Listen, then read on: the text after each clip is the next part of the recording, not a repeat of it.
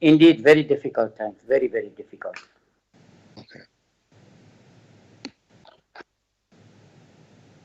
And Mr. Sheikh, please help me with the contact number of that Western Cape Police Commissioner.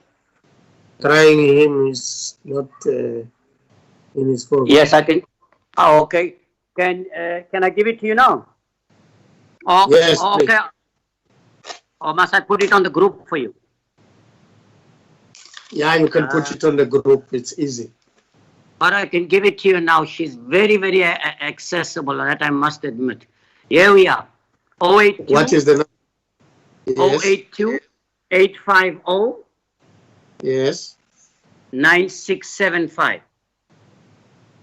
9675. Yeah, I've been struggling with that number. What is her No, name? I promise you, if she doesn't answer that phone, in all my experiences, within a maximum of 5 to 10 minutes, I must get a response. It's very, very helpful. What is her name? And her name is General Matakata. Matakata. General Matakata. Good morning, honorable members. Good morning, honorable members. And my apologies. My apologies. Morning, comrade honorable members, honorable minister, honorable members. I had to switch from a Zoom to Microsoft Teams, and my laptop and the host kept on kicking me out. So, Honorable Meshwe, Honorable Minister, Honorable Deputy Minister, sorry for that. Honorable members, could we then now mute our mics? Honorable Deputy Minister, could you please mute your mic? We are ready to start the meeting. Honorable members, last week we considered and looked at the firearm amnesty. There were a number of concerns which were raised by the members. We have subsequently asked the SAPS and the Honourable Minister will be national. Hello? Yes? There seems to be a sound background. Is there maybe someone still muting and muting? I think we have all muted now. Could I see? I'm just looking in. Honourable members, we should be right now. Are you all fine? All right. So, honourable members, Honourable Minister has joined us today because there were a number of questions which members raised on the firearm amnesty. We are given now another opportunity to look at those questions which we raised. There's also been additional and new information, which is updated information since last week. We are going to deal with that information now from the firearm amnesty, and then lastly, we'll also address the letter which was forwarded to me or sent to me by the Honourable Whitfield. I'm going to ask the Honourable Minister to introduce the team and to just introduce the presentation, and then we'll take the new presentation from there. Thank you, Honourable Members. Honourable Minister.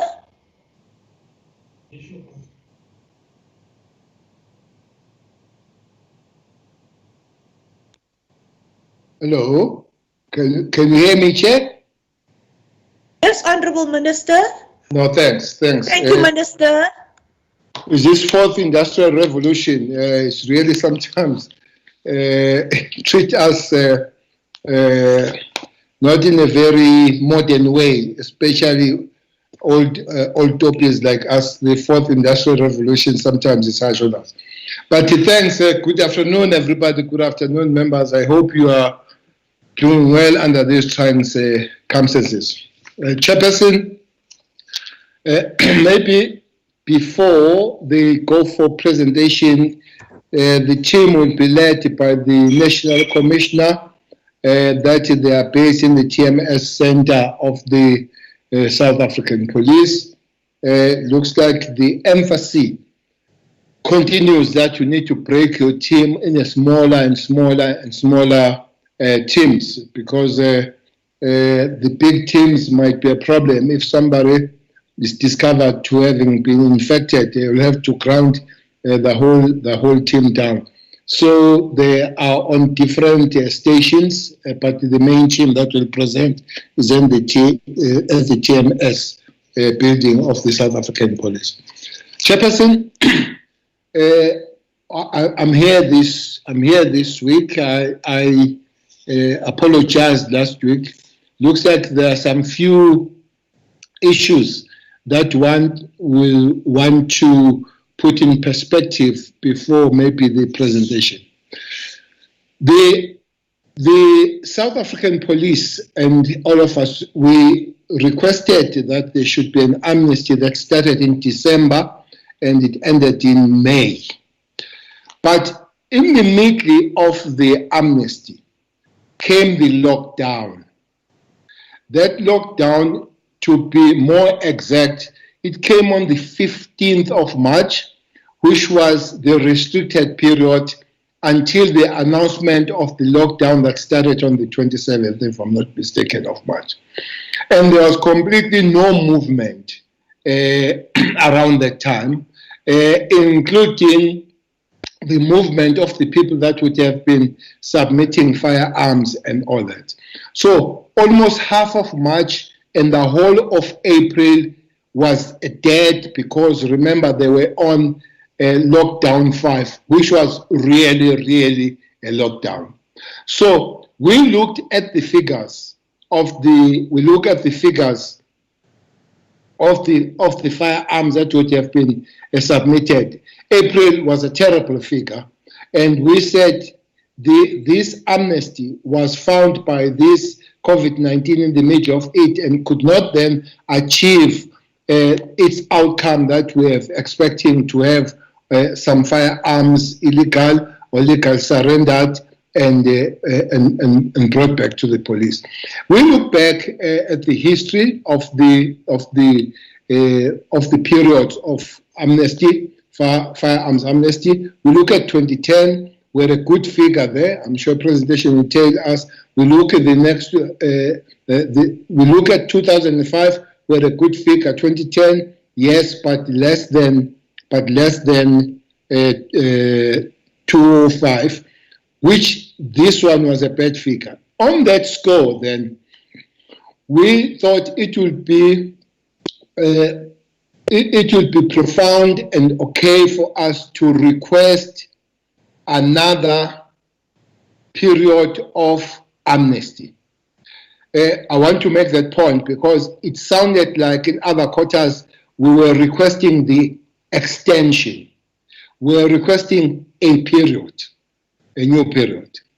Now, maybe it also looked like it's a extension for two things. We, as the South African Police, I guess, we made our request much later, towards the end of May, and we requested it to be in June. So that sounds like an extension from May straight to June. Whereas it's not so.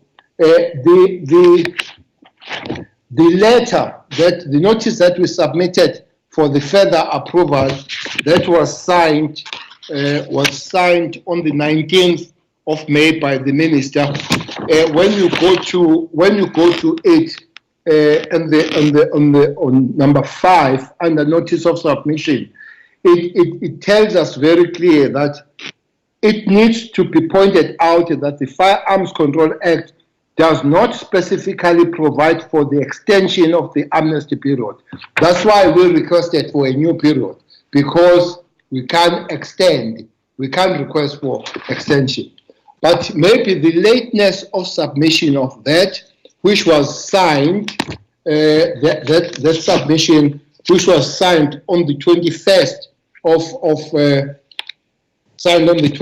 of May, and requesting that the second period must start on the 1st of June, made the members not have the time of following all procedures, because it needs still to go to Parliament. So I think the time was too short.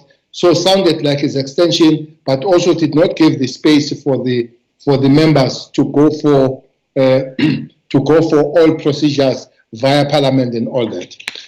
We are still requesting that. We have changed the time. I know there was some hiccups of the new letter, which the only thing is different on that letter are the dates, requesting now August to January instead of June to November.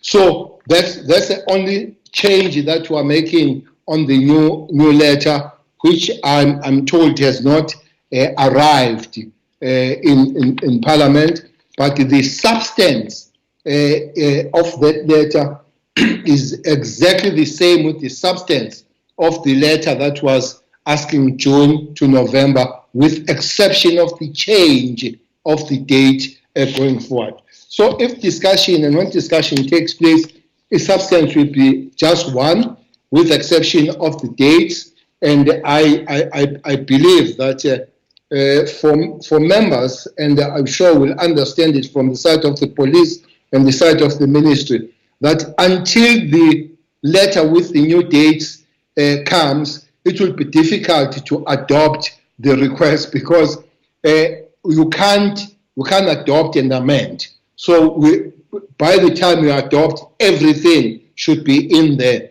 So we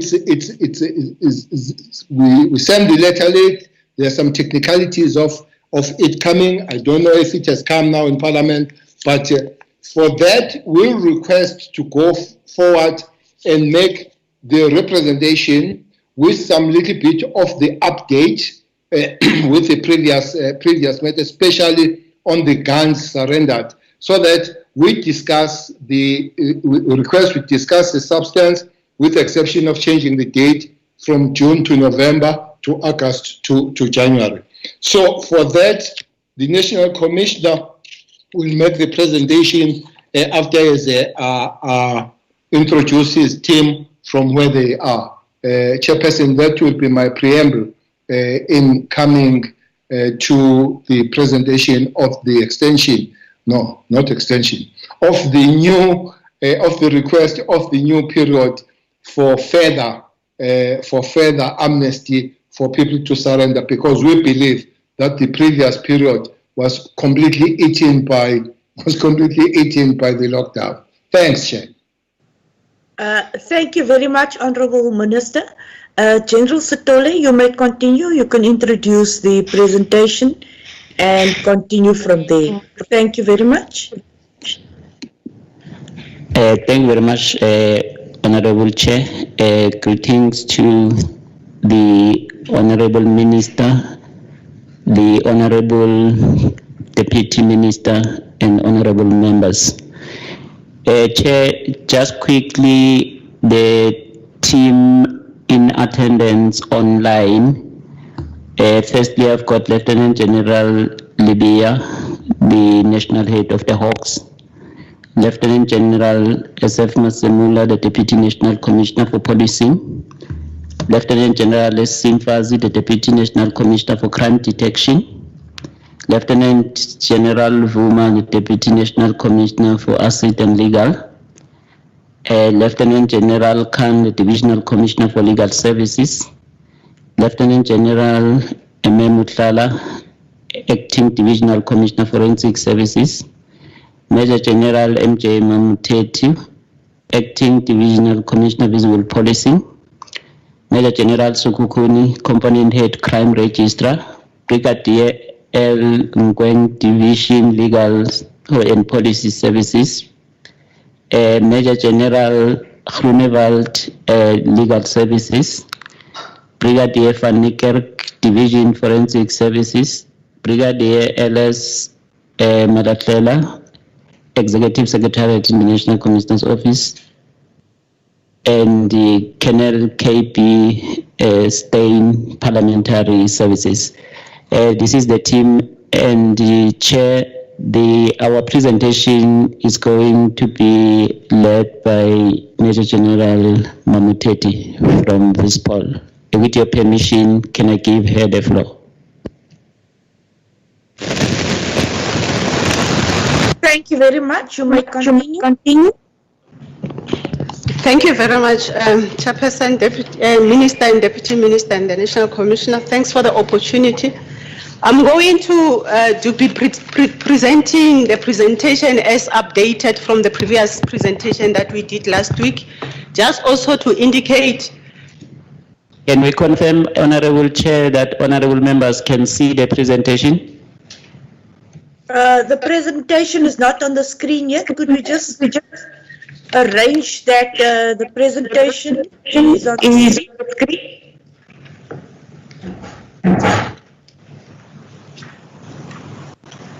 Can I confirm, Chair, is now on the screen? Yes, thank you. Thank you very much. Thank you very much, National Commissioner. The purpose and the background, I think the Minister has already covered on that one. I will just quickly go through the presentation. What I wanted to indicate is that the presentation will actually cover the same presentation that we did, but updated with the latest information as we were working on the system up until the 29th of May, which is Friday, before the end of the amnesty, which ended on the 31st of May 2020. And also some of the information that will be included, it will be the legal aspects part of each that was also raised as a concern during the presentation that we did last week. And to an extent, we will also cover some of the issues that were raised during the presentation of last week. Maybe if we can just quickly go to slide number 5. As I've indicated that when we came here last week, it was up at the statistic for the comparison was only up until the 22 of May. But now we have actually updated it up until the 29th of May. If you see the graph there, as we have indicated that the trend showed us that during the last month of the amnesty, the number increased. So from on the 29th of May, we already had 11,030 firearms that were surrendered just for May, which is a sharp increase from April or from all this other month. But also maybe just to indicate that over and above the 11,000 that has already indicated there, we are sitting now at 17,000 firearms that were actually surrendered during May, of which the process of calculating and synchronizing the system is still continuing. So the next slide is just indicating how many firearms were surrendered for voluntary, how many were estate, and how many were amnesty firearms. The amnesty firearms that were surrendered were 86.51%, and then the amnesty ammunition were 79%. So the number also in terms of the ammunition has since increased. If we're talking about ammunition now, we are sitting at 239,888 ammunition that has been surrendered by the 29th of May. Going to the comparison in terms of the provinces, we see Gauteng still leading, followed by Western Cape and KZN. And as I've indicated in my presentation last week, these are the provinces that are actually our hotspots in terms of serious crimes, like the gangs, like the political killings and other serious crimes. But however, I must just indicate that in terms of the firearms that have been handed per stations, Gauteng, the most stations which received a lot of firearms, although the system is still synchronizing, we have Littleton, we have Boezens, Garsfontein and Vertebrach. And then KZN, we have Hillcrest, Richards Bay and Margate. Western Cape, we have Devonville, we have George, we have Belleville. So on the basis of the number that I'm giving now, we can actually say that the stations that are actually having a serious challenge in terms of the firearms, like Nyanga, Guguletu, and the others that we know they are appearing in top 30, the numbers are still very low. Hence we're saying we still have to reach at those people so that they can actually be able to give the firearms or surrender the firearms. So the same trend goes to, if we go to slide number 11, The same trend goes to the surrendered ammunition. There we still see Western Cape, we see Gauteng and also KZN receiving more. Slide number 11, if you can go to slide number 11, it shows the ammunition surrendered. Okay, slide number 13. Which one I have it? Okay, slide number 11, okay, sorry. Can you go, my apology, Chairperson, can you go to the ammunition surrendered first, so I don't confuse you? Okay, this is the ammunition. We see Western Cape followed by Gauteng and KZN, which is still the same trend. Can you go to the next one? The next slide is more about the integrated ballistic system, the firearms that have been submitted, the number of cartridge cases that were received by forensic services for analysis. We have submitted 6,891. And I have to confirm that this is the other area where it is assisting us to be able to finalize the firearm applications. If we go to the firearm applications, because the condition says those people who can be able to prove the original firearm, they can be able to apply for the relicensing of those firearms.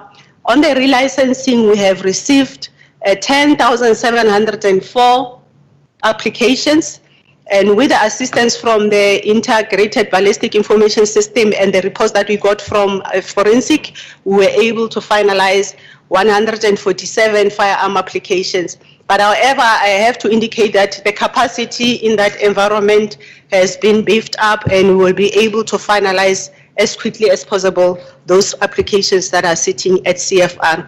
The issue of the application is not only dependent on the ballistic testing, but it's also dependent on the competencies. If the members have also applied for the competencies, they also have to get the approval of competencies before they can be able to get their licenses. On the other slide, we also have included the comparison of the amnesties for the period 2005, as the minister has indicated, with the one of 2010 again, and the one for the 2019-2020. The one for the 2019-2020 actually was the same period as the one for 2005. And when you're looking at the numbers there, we are very low in terms of the number of firearms that we have received. So that is the other reason that was also indicated by the minister, that when we were comparing and benchmarking on the 2005, we realized that there's still a lot of firearms that we can be able to get from the community through voluntary surrendering. In the next slide is just a comparison in terms of crime, where we compared the 2010 amnesty and the 2019-20 amnesty. But however, I must just indicate that the reduction in crime is not only attributed to the fact that there was an amnesty. There are more other factors that have attributed to that. But however, because amnesty was also in the process, we just want to also highlight that in a way it has also assisted in terms of reduction in the crimes, although there are some that where we still have some challenges. So in general, when you go to the comparison for 2010 amnesty, there was a decrease 4 months after the amnesty, of which it was a good success. And then with the current one also, there is a decrease of serious crimes, especially crimes that are committed with firearms. If we go to the achievement of the objectives, we're just talking about the objectives that we have also. When we're talking about amnesty, we were assessing ourselves to say, are we really there? And we indicated even last week that the crime levels shows a decline. However, the crime that are reported with firearms remain unacceptable. And the number of firearms reported stolen vis-a-vis the number of the recoveries suggests that the number of illegal firearms in circulation is still high. Even though the people came forward in numbers to surrender their illegal and unwanted firearm, there's still many who requested for another amnesty to allow them opportunity for surrendering. Those we can be able to prove with the inquiries that we received from the community around that one. The other one was the issue that was also raised by the minister on the issue of the lockdown that restricted the movement of people from going to from their home to the police station to surrender their firearm. Not that there were no services, but because of the lockdown, they could not be able to go there. The other one that is talking to the prevention of crime and violence is the issue where the firearms still remain an instrument of choice, and for the fact that it's also affecting, it is also having a psychological effect to people. So the issue of firearms remain a problem and has to be addressed. I gave the statistic and the stations where the firearms have been surrendered at the highest from Gauteng, KwaZulu-Natal and Western Cape, but still we have areas where there is gangs, areas where is political killings, where is taxi violence, of which when I was checking on the statistic in terms of the number of firearms that have been surrendered, those stations are still having a low figure. So if we can be able to be afforded an opportunity again for another amnesty, we will intensify again our communication strategy to be able to get more firearms from them. The environmental design effect also has a problem where we're talking about the informal settlement. Mostly the easy access of firearms there provides the opportunity for the commission of crime. So we're talking about Gugule, Nyangas and the others where we say there could be more firearms that are there. We can still be able to get most of the firearms around there. The people living in South Africa, we know there was a victim survey that was done by the Statistics South Africa, where there were about 260,000 incidents of home robberies, which is affecting about 1% of households in South Africa. And the most common weapon used in those robberies were guns. So guns is just a problem, and therefore, if we can be able to be afforded another opportunity, we can be able to get more. Adding to the motivation is again the hotspots that we are having there that we still want to address, and the low figure of the firearms that we have received as compared to 2010 amnesty. And the fact that there were other factors such as festive season. We know the firearm amnesty was started in the beginning of January. During that period, it was a festive season, and also the COVID-19 regulations also restricted the movement. Therefore, we are recommending, Chairperson, that the firearm amnesty period, another firearm amnesty from the 1st of August 2020 to the 31st of January 2021. Under the same section 139, subsection 2C of the Firearms Control Act, with a condition as per the draft that was signed by the minister. But however, I must just indicate that with the draft that we have submitted, there is 28 stations that have been exempted from receiving those stations, from receiving the firearms, and the reason is because of the risk assessment that we have done. Previously, we had 46 stations in the previous amnesty, and then we managed to reduce okay. Chair, we just want to confirm whether you still hear us clearly. Yes. No, thanks, Chair. Thank you. Okay, thank you very much, Chairperson. The total number of 28, as I was indicating that previously we had 46, but after we have conducted our risk assessment, we remained with 28 stations that is exempted from receiving the firearms. And the criteria there is just purely the fact that we are ensuring that there is safety of firearms, and that in the storage, which is the SAP 30, and actually also on the securities that are in place at the police station. Therefore, these are the stations that are remaining with the current notice. So the process of the previous amnesty with the interventions that we had, we were able to mitigate a lot of risks. Hence, we are having 28 stations currently. Through your approval, Chairperson, may I request legal to talk to the legal requirements before I conclude my presentation. Thank you very much. Thank you very much for the presentation. We have an echo. If it's from my side, I'm experiencing difficulties with my network today. So you can continue, but we still have a bad echo. You might continue. Thank you, Chair, Minister, Deputy Minister, Honourable Members, National Commissioner, Senior Managers, all protocol observed. I will be talking to the issue of the legal requirements and also alluding to the questions raised by the Honourable Dr. Kroonewald at our previous presentation. During the presentation, Honourable Chair, Honourable Kroonewald, Doctor raised a concern that the draft notice forwarded to Parliament by the Minister is unlawful. Our submission is that the notice presented to Parliament complies with Section 139(1) and 2 of the Act.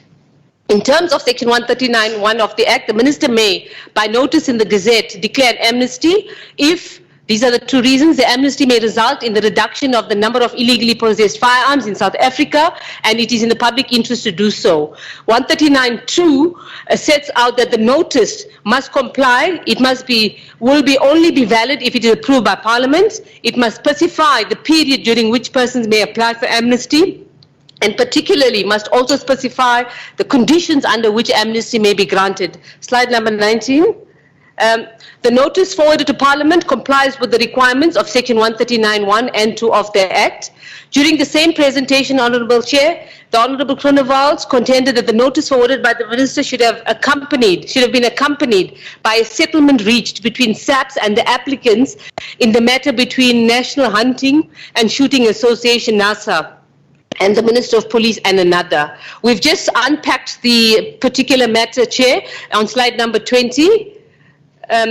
This is the background to this matter. An urgent application was brought by NASA on the 11th of December 2019 for the following relief: to have the amnesty declared invalid and set aside, that a new amnesty application must be submitted to the PCOP with comments from interested persons. In terms of the notice, the matter was set down for the 24th of December, but was removed, and the applicant set it down for January 2020 this year. After we filed our answering affidavits, the applicants made a settlement proposal. This was the settlement proposal, Chair. The applicant will withdraw its present application.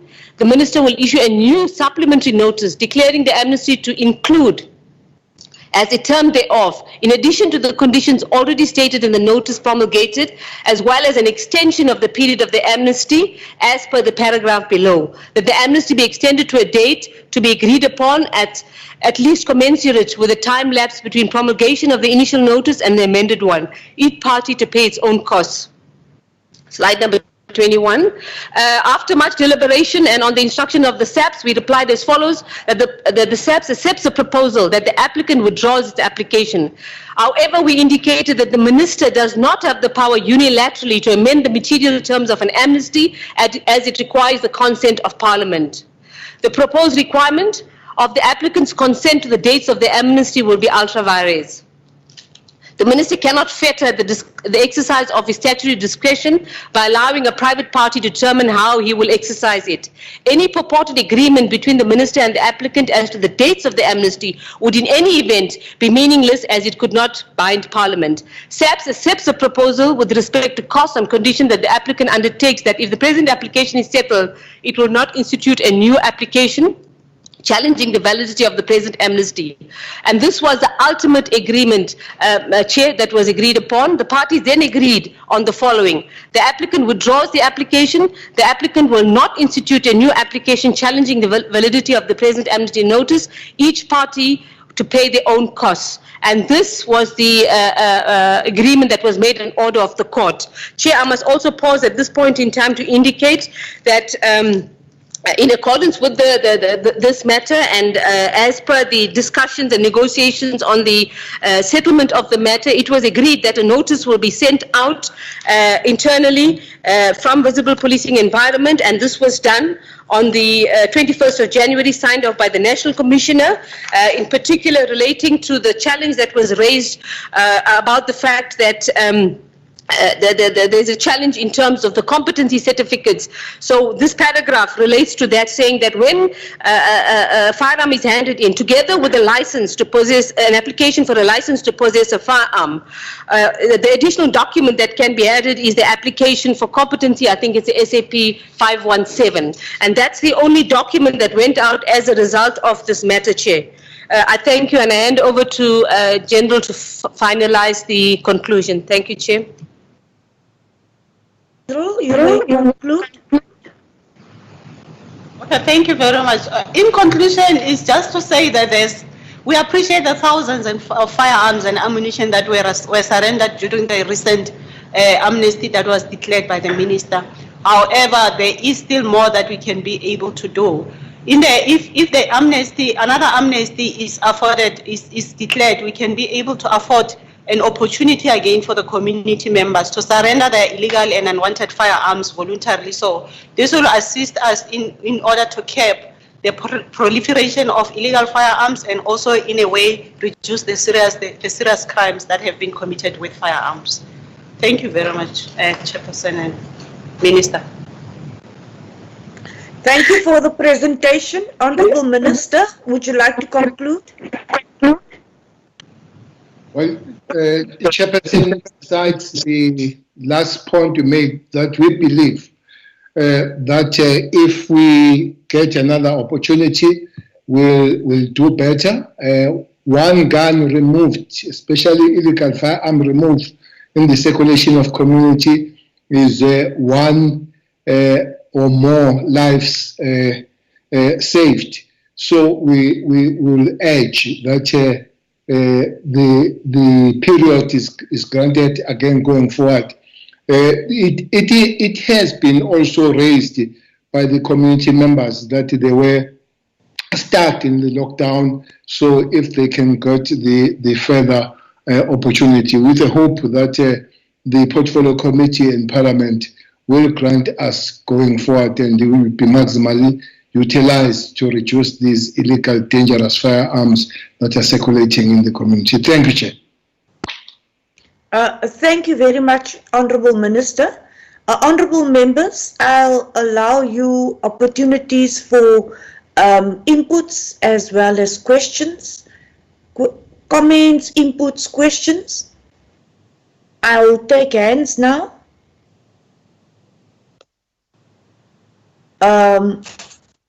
I've noted Honourable Groenewald, Shembeni, Groenewald, Shembeni, Ter Blanche, Groenewald, Shembeni, Ter Blanche, Shaky Mam. Any further hands? Faku. Faku?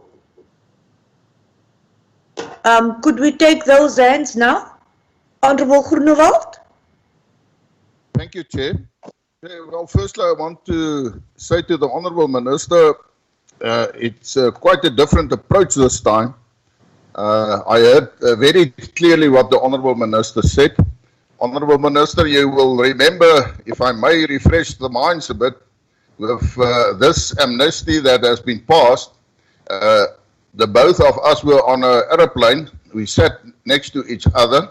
And when the notice in the Gazette was published, that was in November, I put your attention to the fact that that notice was signed in August, that same year.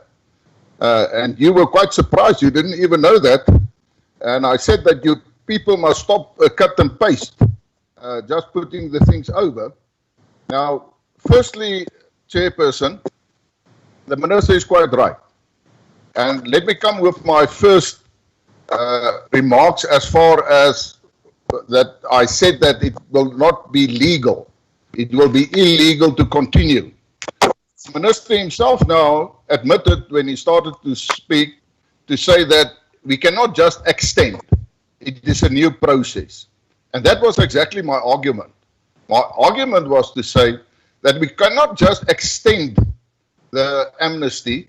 And in fact, we had a meeting last Wednesday. It was a couple of days before the 1st of June. And the process is still to be completed. So thank you, Honourable Minister. You agree that we just couldn't just extend the amnesty because that would have been illegal. I also want to say, Honourable Chair, that there must be no misunderstanding. In principle, I have no problem with amnesty. We can have a long debate on it, but in principle, I an amnesty. My next point, what I made, was about the court case. Now, firstly, I've went through the presentation, and at the end, it was said that there was an agreement also for a notice as far as the competency certificates were concerned. And that was exactly my point. I said that the competency certificates was very important. And let me explain to the honourable members, because I don't think everybody has got that detail. The fact of the matter is that what happened is that the notice, and I'm talking about the previous term of the amnesty, it said that if you can prove that you were the owner of the firearm, then you can apply for a new license. But what then happened in practice is that people came and handed in their firearms, but the moment they handed it in and they want to apply for a new firearm license, then the DFO said, but where's your competency certificate? And then the competency certificate also expired, and then the DFOs refused a new application for a license because of the fact that there was no competency certificate. And that was an essential, crucial matter of the court case as well. And yes, there was then a directive to say that you can now simultaneously apply for your competency certificate. So you don't have to prove and give in a copy of your competency certificate. That's very essential. And what I was asking is that we should include that in the conditions with this amnesty, because we have the time now. We don't have to go to a court again. And I understand the directive, and my appeal was that we must include it, and I still appeal that we put that matter also in the notice of the conditions of the amnesty. Further, Chairperson, I also want to say with great respect, I'm a bit worried with the statistics provided today. You know, with great respect, to give a graft of contact crimes committed with firearms during the 2019-20 amnesty period, and trying to create the impression that when it comes to robbery, aggregating circumstances, non-residential carjacking, attempted murder, everything, with the decrease of the incidents, and by that trying to create the impression that it is because of the amnesty period. I want to say, Chairperson, I think in a little bit it's an insult to all the members of Parliament of this committee. The decrease was not because of the amnesty. The decrease in those figures are because of the lockdown. That is as simple as that. The Honourable Minister himself at numerous occasions said and gave us the statistics of the decrease of crimes during the lockdown period. So I object, Chairperson, with this presentation, giving figures, trying to mislead this committee to create the impression the crime statistics are down because of the amnesty. It's just not true. And that must be corrected. My last remark and question, Chairperson, is if I look at the presentation, which we received the previous meeting on the 27th of May, and I look at those statistics, and I look at the new statistics, just to give you a number, for instance, the firearm surrendered. It was then said, in our previous meeting, it was 19,500. And now it is said that it's 27,336. So in a matter of about 4 or 5, 6 days, we're talking about an increase of 7,836. It doesn't make sense to me. Because the people just didn't go to police stations and just hand in their firearms. Why this huge increase? I want an explanation on that. Lastly, Chairperson, I want to hear from the Honourable Minister as well as the Commissioner. I said on many occasions in this committee, we have a serious problem with the DFOs at police stations. They don't know what to do. Well, not all of them, but we are receiving many complaints. People go to the DFO. If they want to hand in their firearms, and the DFO says, no, you cannot. Other DFO says, yes, thank you, give in the firearm. I would like to hear what training, and let's get it in writing, what training is given to the DFOs. What do they have to comply to be a DFO? Because really, Chairperson, this is a huge problem. I thank you for the time permitted for me to speak. Thank you. Thank you very much, Dr. Groenewald. Honorable Shembeni.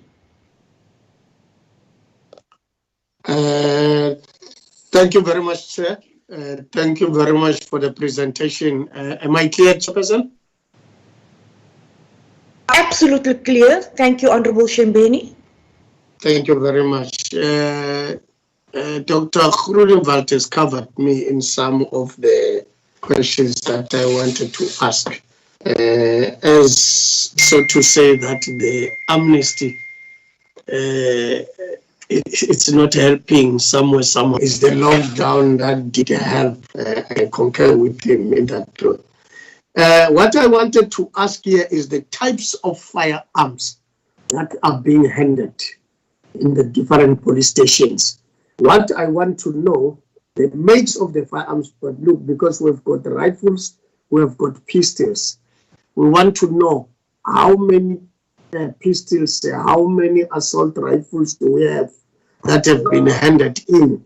And secondly, whether these firearms are South African made firearms or so to say they are being sold in our gun shops or they are foreign firearms, so that we can know exactly where to concentrate. This is what I want to know. Do we have, how many do we have from South Africa that have been handed and from foreign? Well, about foreign, I'm talking the likes of AK-47s and the like, so that we know exactly where to concentrate. Now, with the issue of the DFOs, I want to know also how would people say they would come and hand in firearms if the DFOs are being deployed also outside to do the lockdown operations, because the DFOs were outside and that was done purposely, whereas we know that people must bring firearms in the police stations and the DFOs were not there. Why were they deployed outside? And if it is a matter of remuneration, that goes to the people who are working outside the offices and the people working inside the offices. Are they not allocated in this COVID-19 the same remuneration? Thank you. Thank you very much, Honorable Shembeni. Honorable Tablanche. Chairperson, thank you.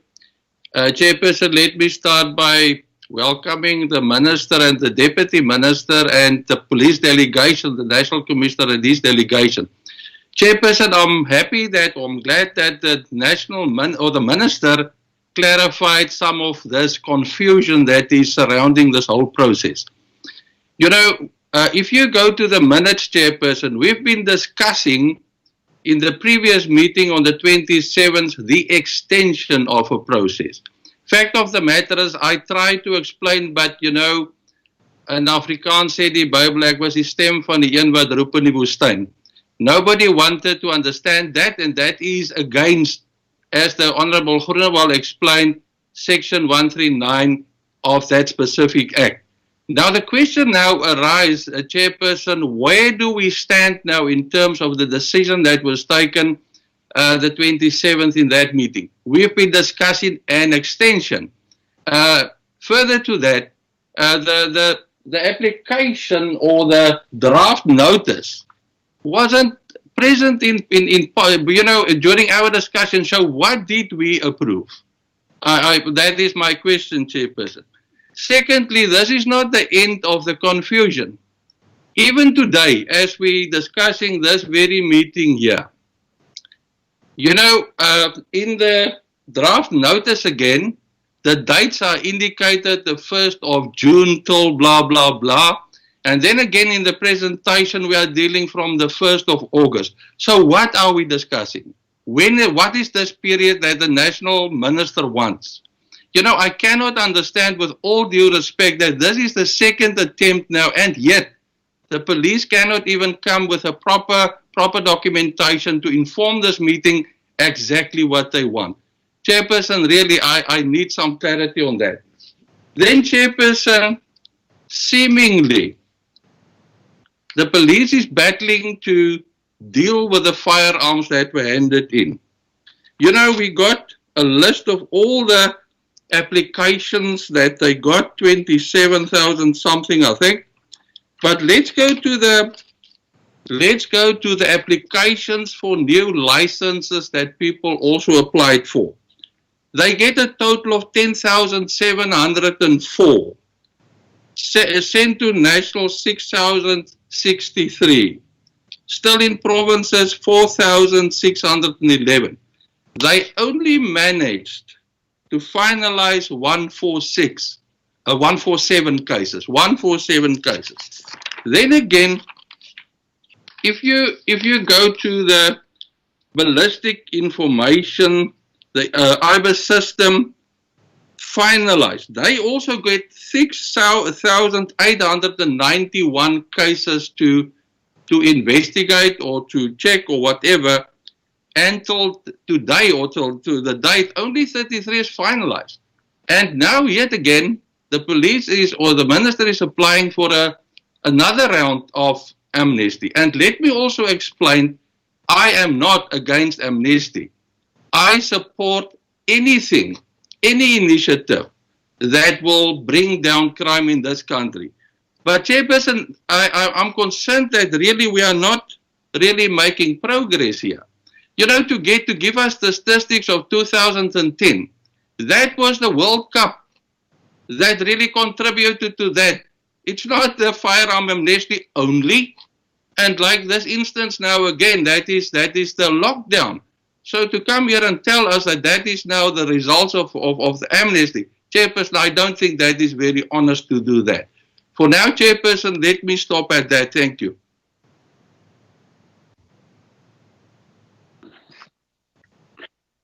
Thank you very much, Honorable Tablanche. Sheikh Imam and then Faku.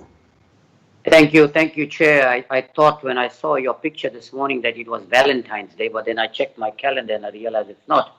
But thank you for the department for their present. Honorable Sheikh Imam, you are out of order, please. Thank you. Yeah, I'd like the department to just give me clarity on what happens between the period 31st of May to the 31st of July. Because what they are requesting is from the 1st of August. Okay, so that's the first thing. Now, one of my confusion is and concerns that is raised here, that it appears that the National Hunting and Shooting Association took umbrage over the fact that their understanding the minister intended to extend rather than apply for a new amnesty period.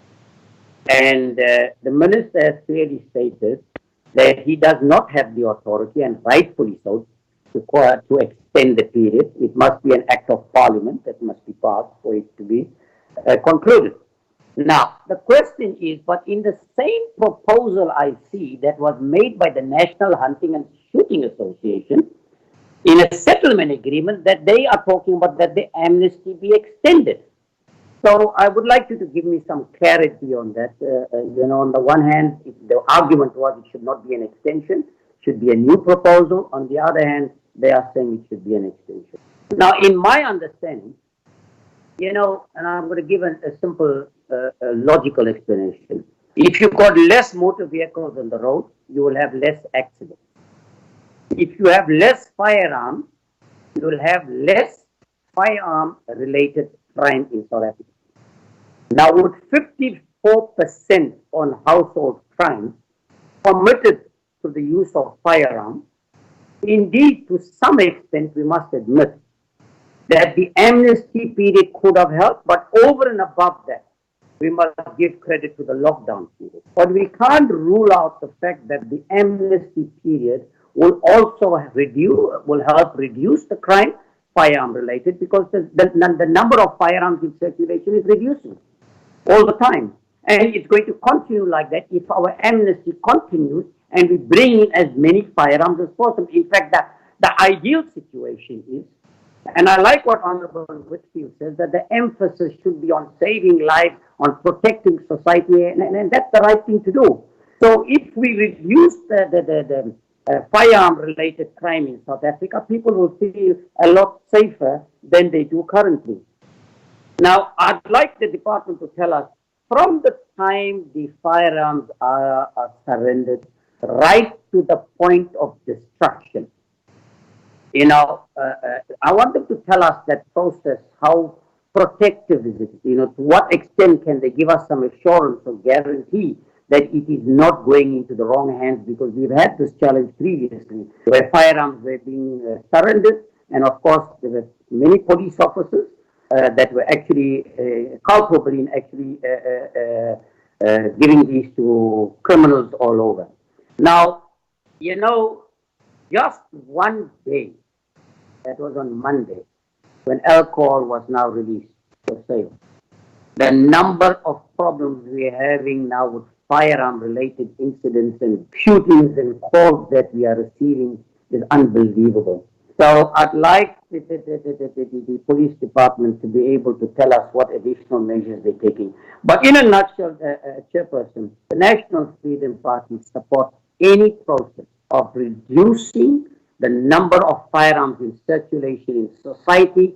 It is detrimental to the lives of our people in society. We know for a fact the number of crimes that are committed, the number of lives, and we also know the number of lives that are lost by even your own social partners because of firearms. So it's a menace to society. The National Freedom Party supports any initiative to be able to reduce firearm circulation in the country.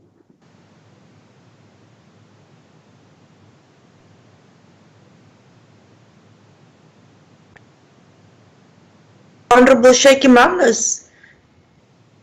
have you concluded? Yes, thank you very much. I have. Thank you. Thank you very much, Honorable Sheikh Imam. Faku and then Whitfield. Thank you very much, Chairperson. First, let us welcome the presentation from SAPS. I think, Chairperson, one of the things that we need to appreciate is, especially under these difficult times that we are operating under a different abnormality. So it is important that we know that, Chairperson.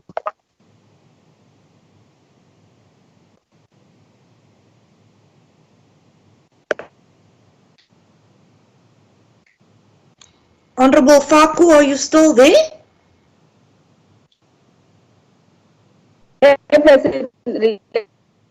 Honorable Faku, your network I is was bad. part of the committee last week. I think it is never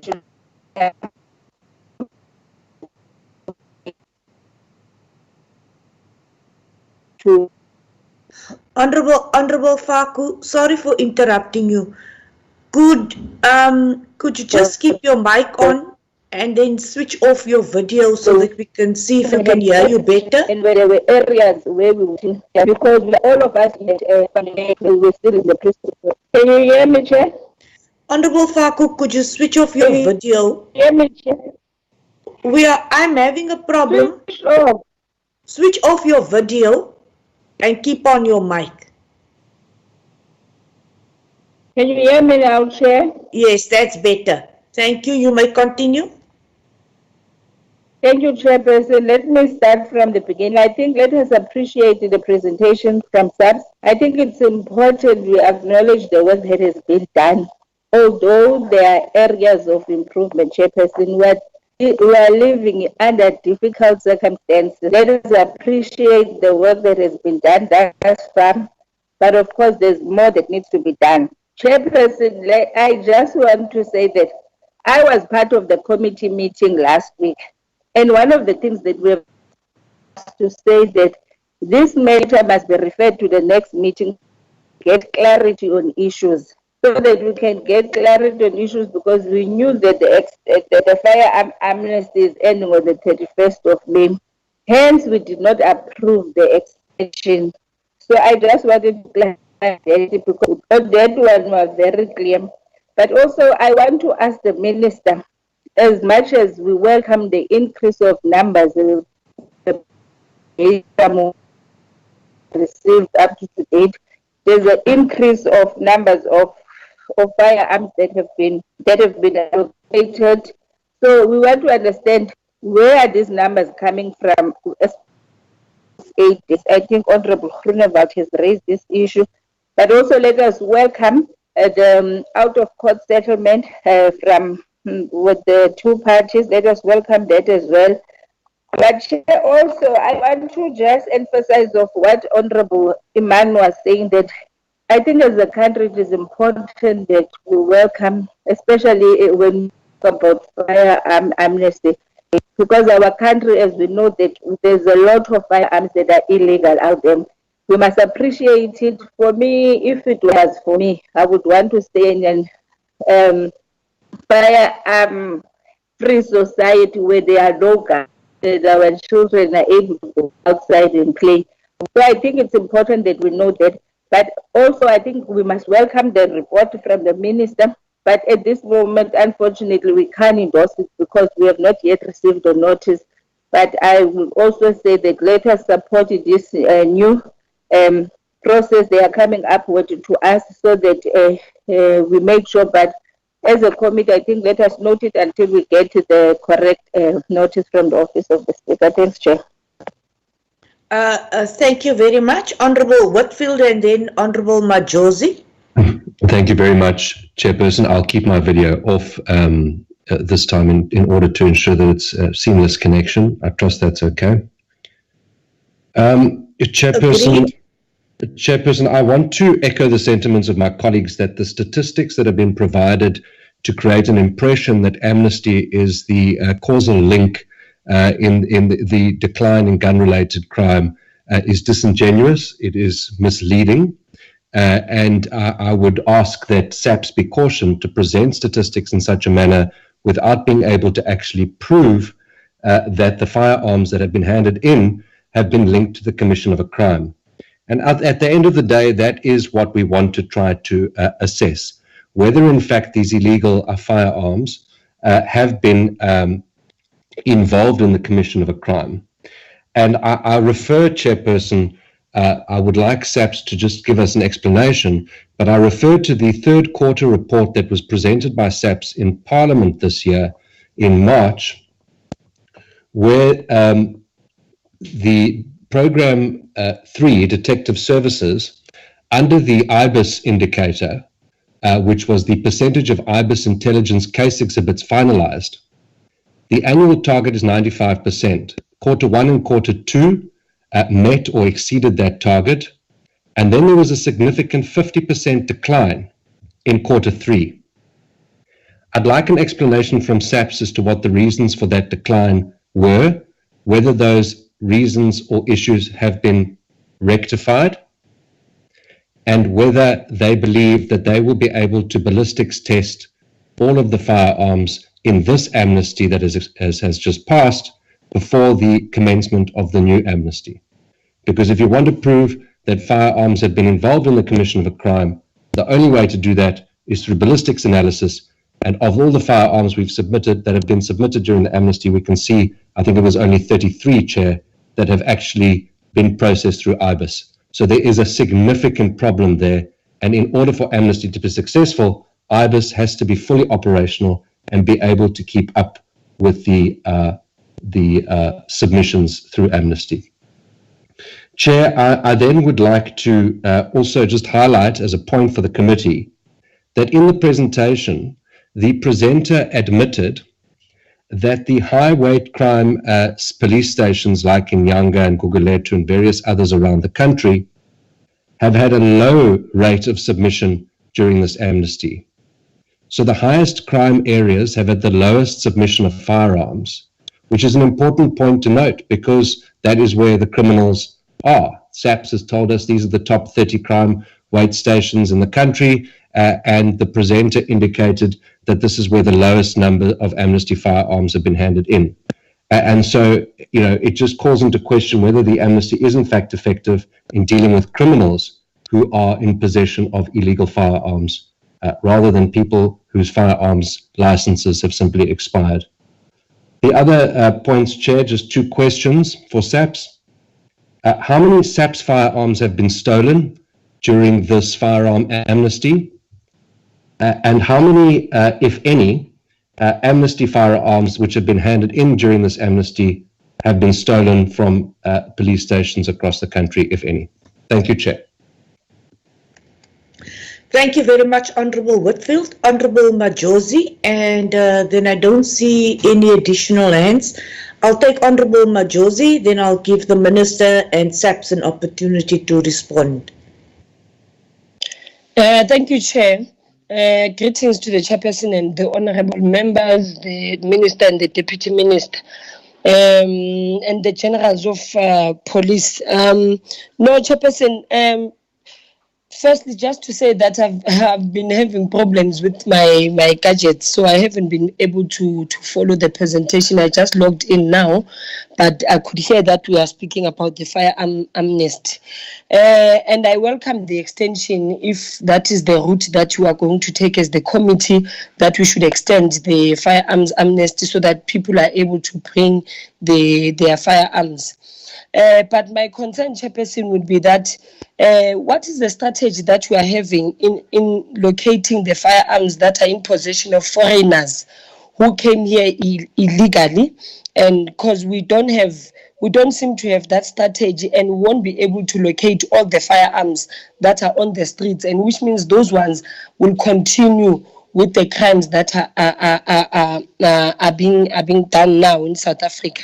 Even if we say we consider that it is maybe the lockdown that is making people not to bring their firearms their firearms, but it simply means that, which means those ones who are foreigners who came here illegally so to do criminal things in South Africa won't be able to locate those ones.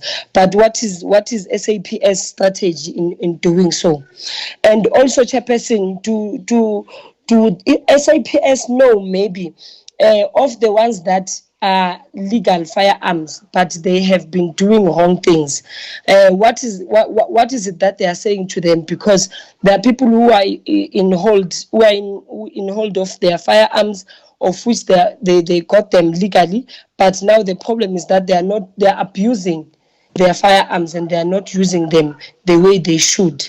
So what is the SAPS doing in terms of that? And once they find that those firearms, maybe they've done some criminal things, what is it that they will do with those firearms? And in terms of the extension, Chairperson, I think maybe I asked this question on our last meeting, that for the security aids that are guarding politicians who have expired firearms licenses, what is the process that they should follow, and will their firearms be taken maybe for that period of time? And for that period of time, what is it that they should be using in those terms? Those are the three things that I wanted to share. Thanks. Thank you, Honourable Majosi. Minister, and then you will designate who else should speak. Thanks very much, Chairperson. Am I audible? Yes, Honourable Minister. No, thanks very much. Commissioner and the rest will answer those specific technical questions. I'm glad that we have agreed on some quite significant element with Dr. Groenewald on some matters raised here. Chairperson, there is this question I want to go back to it. I do have these documents in my hand, the Declaration of Amnesty and the submission for approval. Nowhere we speak about extension. I just want to make that point. Nowhere we speak about extension. The document for approval, if you read it, we even make the point on point 5, where we say it needs to be pointed out that the Firearm Control Act does not specifically provide for extension of amnesty period. We could not have then have quoted that as an act and just go and do directly opposite to that. But we say, we understand that maybe we squeeze it too much as we move from May 21st, when this document was signed, to June 1st. It sounded like an extension because there is no space for the portfolio committee through Parliament to follow the processes for the amnesty to be granted. So it should be understood that way. Nobody requested the extension. Maybe the timelines made us feel that it has been so. So I hope we put that point to rest, that we understand how the amnesty goes. It goes with the request of the period rather than the extension. I hope that responding to Honorable Mr. Groenewald, I can't remember who else raised that point. But there was that, the new period, no extension. There is a question that I would like to, I think it's both Honorable Groenewald, Honorable Whitefield, and Honorable Terry Blatch, on the question of reduction. The question of reduction does not necessarily speaks to the present amnesty. That is why we made those figures at 2010, not under this period. We made those figures in 2010, and we acknowledge that there are reductions, and those reductions are very slim, are reductions that would have loved to be more, but we're not saying those reductions are linked to the present lockdown situation. So for members to understand as if it said so, it is not so. But I would go on and simply say, one gun removed from the circulation of the community is a gun, is one person safer or more people safer. I just want to make the point to say reduction of firearms in the hands of the community out there, especially those that would be legal, will make South Africans better, safer. That arithmetic or that mathematics is made on the amnesty of 2010. So it's disingenuous to say we're making that based on this amnesty, Chair. So I want to make that indeed we would find more guns taken out of circulation, reduction of the people that will be hurt or murdered through the firearms. Well, Honorable Member, Mr. Terry Blatch goes on to say the 2010 was a World Cup, and now there is a lockdown. That's why there is a low crime. Well, I haven't found, I was here 2010, I haven't found the scientific argument that 2010 made the reduction to crime. I was here. But having said so, Mr. Honorable Chairperson, 2010, 2011 was very low in terms of murders. But 2011 to 2012 was even better.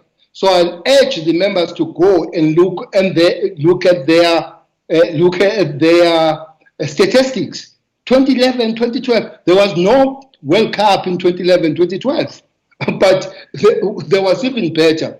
We can talk about the stories, what happened in that. the mechanism. We put a lot of mechanism there. We put a lot of training. It was nothing but the work of the police, the commitment of the police, the structures that were created that made that reduction of crime, especially murder and other serious crime, including cash heist, including truck hijack. So it's not very correct to say 2010 was because of World Cup. If it was World Cup, 2011, 2012 was better than 2010, and there was no World Cup on that one.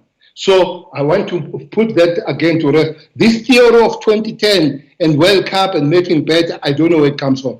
Please, you go and look your statistics. Your statistics will tell us that the ever best time of murders in this country was 2011, 2012. No World Cup, no lockdown. Police were just doing their work together with other structures. So I want to put that one in perspective, Chairperson. I'm explaining to three questions raised by three members. Terry Blatch, Honourable Member, Honourable Doctor, and Honourable Mr. Whitefield. I'm sure Commissioner and the team will answer on this decline of IBIS. I think it was a question of procurement. Maybe they'll explain exactly what is our trouble on that one. Yeah, basically those are the questions that I wanted to answer on them. But let me add, Chairperson. Let me add on this thing of firearms. Firearms kill. Firearms kill. Firearms kill whether it's legal or illegal. So it will help, and I know this is a point that I'm always short at. It will help if we have less firearms in circulation within the nation. So it is a request that those firearms are given the way out of the circulation. So the other question that has been asked is how many out there these firearms were chasing. Chairperson, maybe that's not the figure, but I will say our states must work on that figure. As the South African police, beside Amnesty, were doing a lot of work in getting illegal firearms that are used by criminals out there on your cash heist, on your ordinary criminality, on your taxi violence, or out there. We're doing ourselves a lot of work. Last weekend, we had an exchange of fire with one of the most notorious criminals at Deep Slot. When we knocked on his door, he exchanged the fire. Police won that battle. That guy was hit. In his house, we find 11 firearms. 11 firearms that we found there. So these are in the operation we'll find. But when you go to escort at low scope again, we arrested 14 people there with 9 firearms. But there are a lot of operations. Even under lockdown, you can see as we give our statistics, there have been a lot of firearms that have been discovered, recovered, and arrested by the South African police.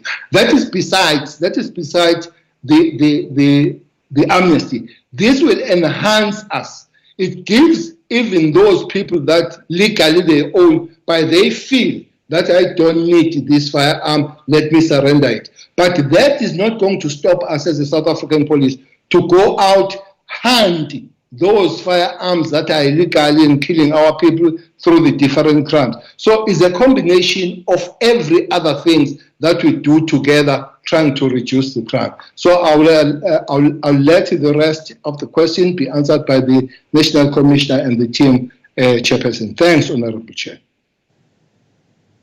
Honourable Minister, this is not a personal question, But could you also tell me when General Bheki Cele was the National Commissioner of Police? This is not a personal question, it's just I want to check the dates on when there was a General Cele who was the National Commissioner. I just need the periods, maybe... It was from July 2009 going to I think November 2011.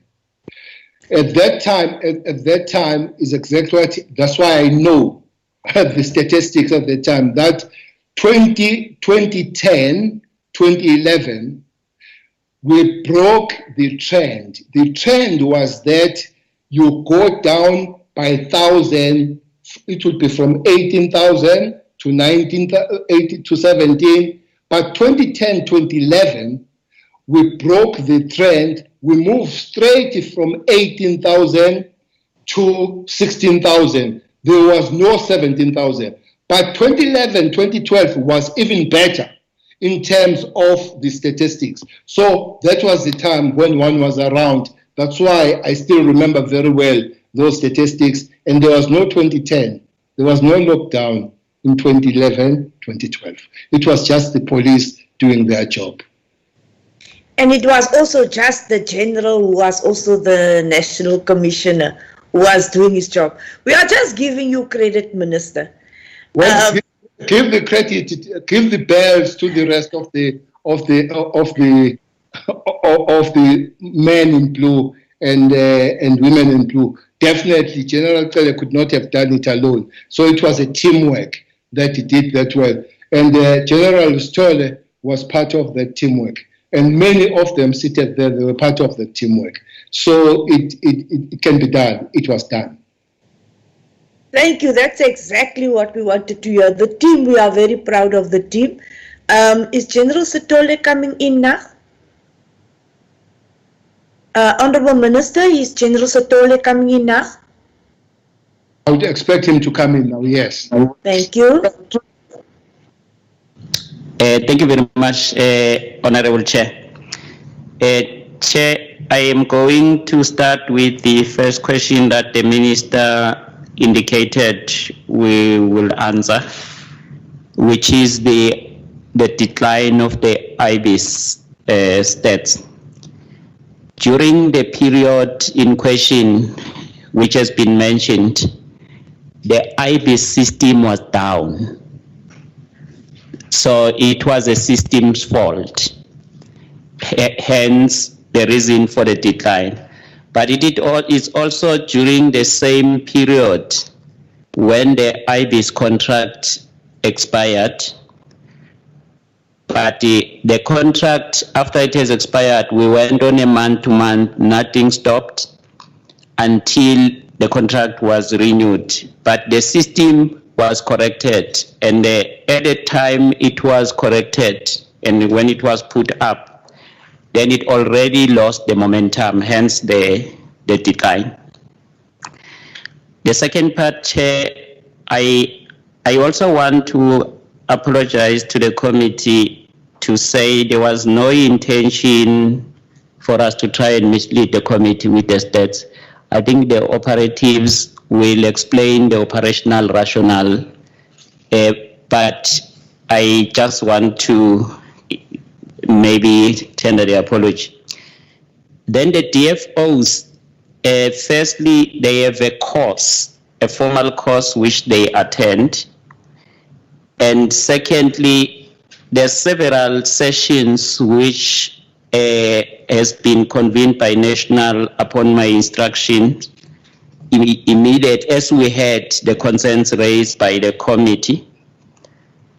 Then we also had a circular that went out withdrawing the DFOs from the deployments with regard to COVID-19 because they will have to be at the station. So at the present moment, they are there.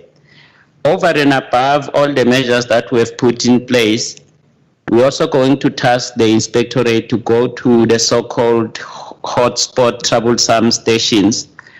I will I will then urge also honorable members, as they pick up problems with specific police stations. I think honorable members usually also call me in person. We can be glad to get that information. We'll direct the inspectorate to go and deal with such matters immediately. Then, Chair, we request to submit reports on the categories of the different firearms submitted. We would also like to submit that report as protected information, because we don't want people to know which categories of firearms are at which police station, because it can be risky.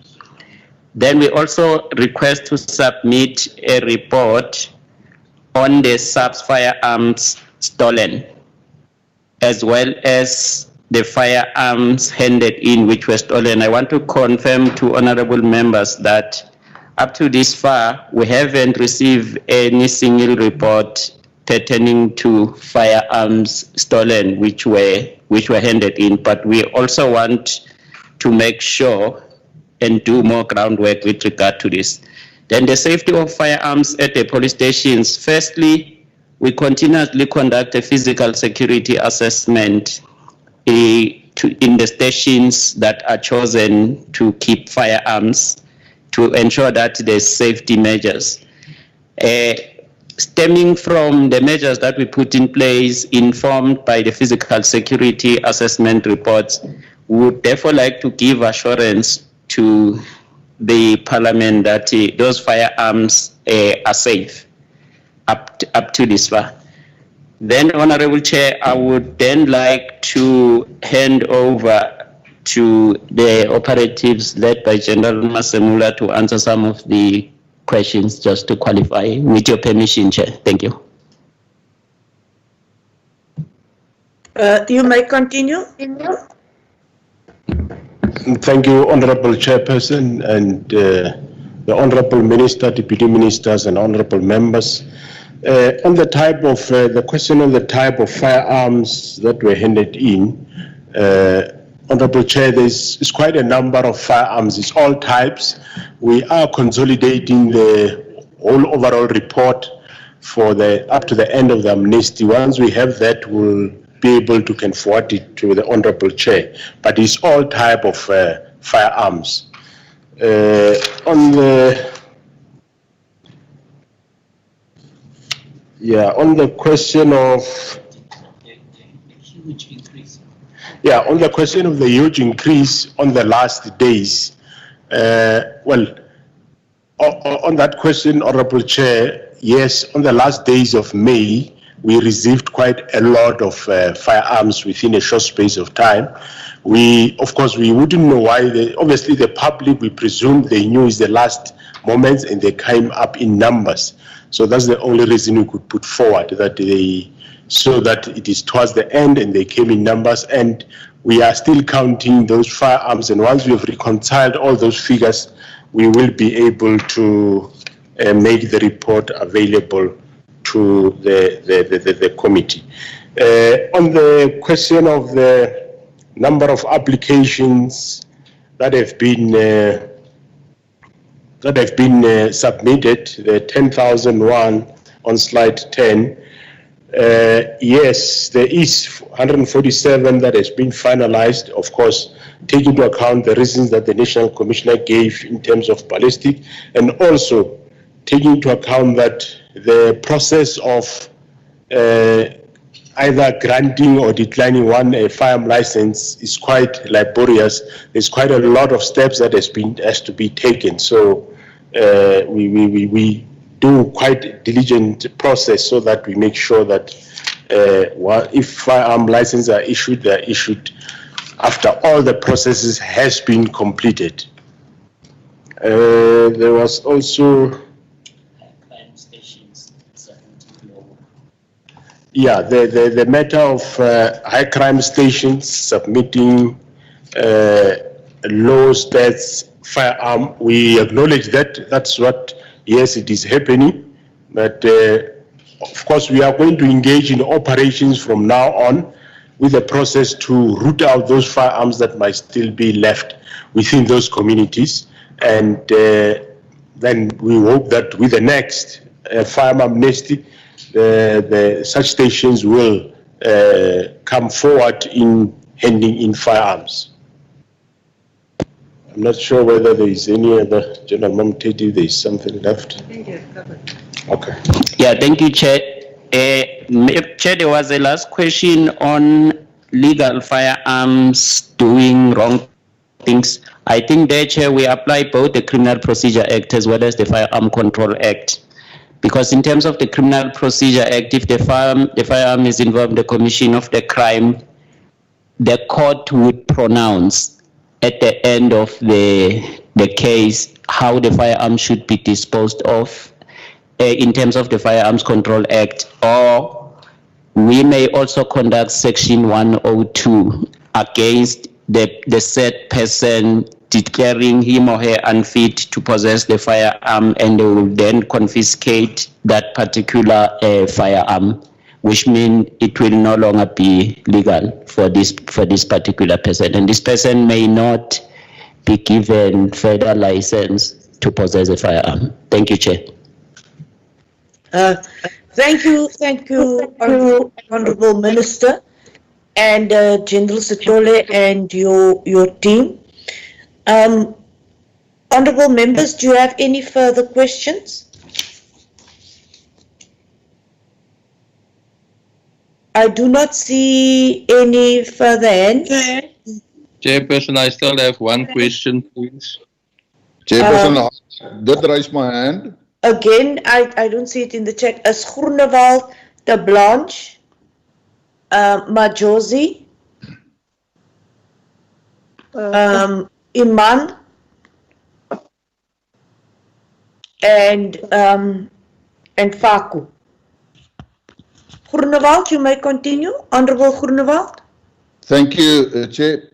Chair, firstly, I want to say that the Minister referred to the notice that he has given, and he has pointed to point number 5, referring to the whole issue about extension or not. Can I ask that we can receive that notice, please? Because I don't have that notice, and I went through my emails. The last notice I received definitely does not refer to that.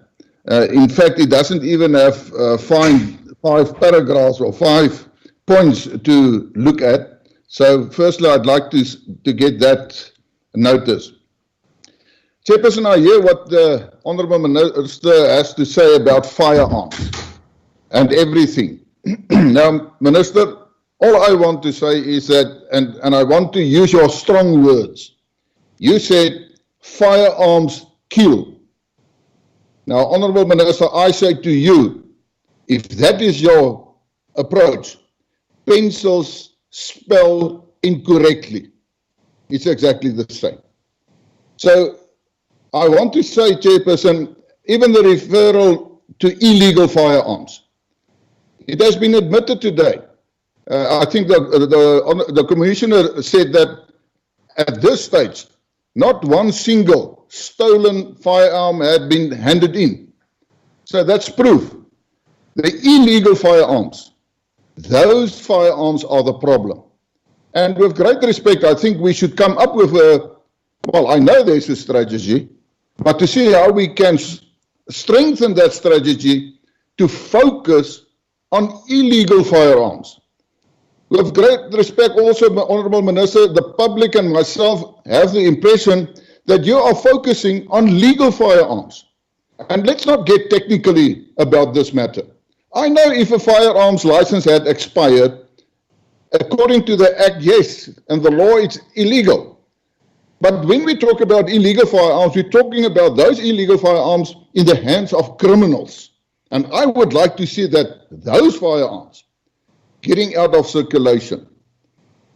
I also want to say, Chairperson, that I give credit, always.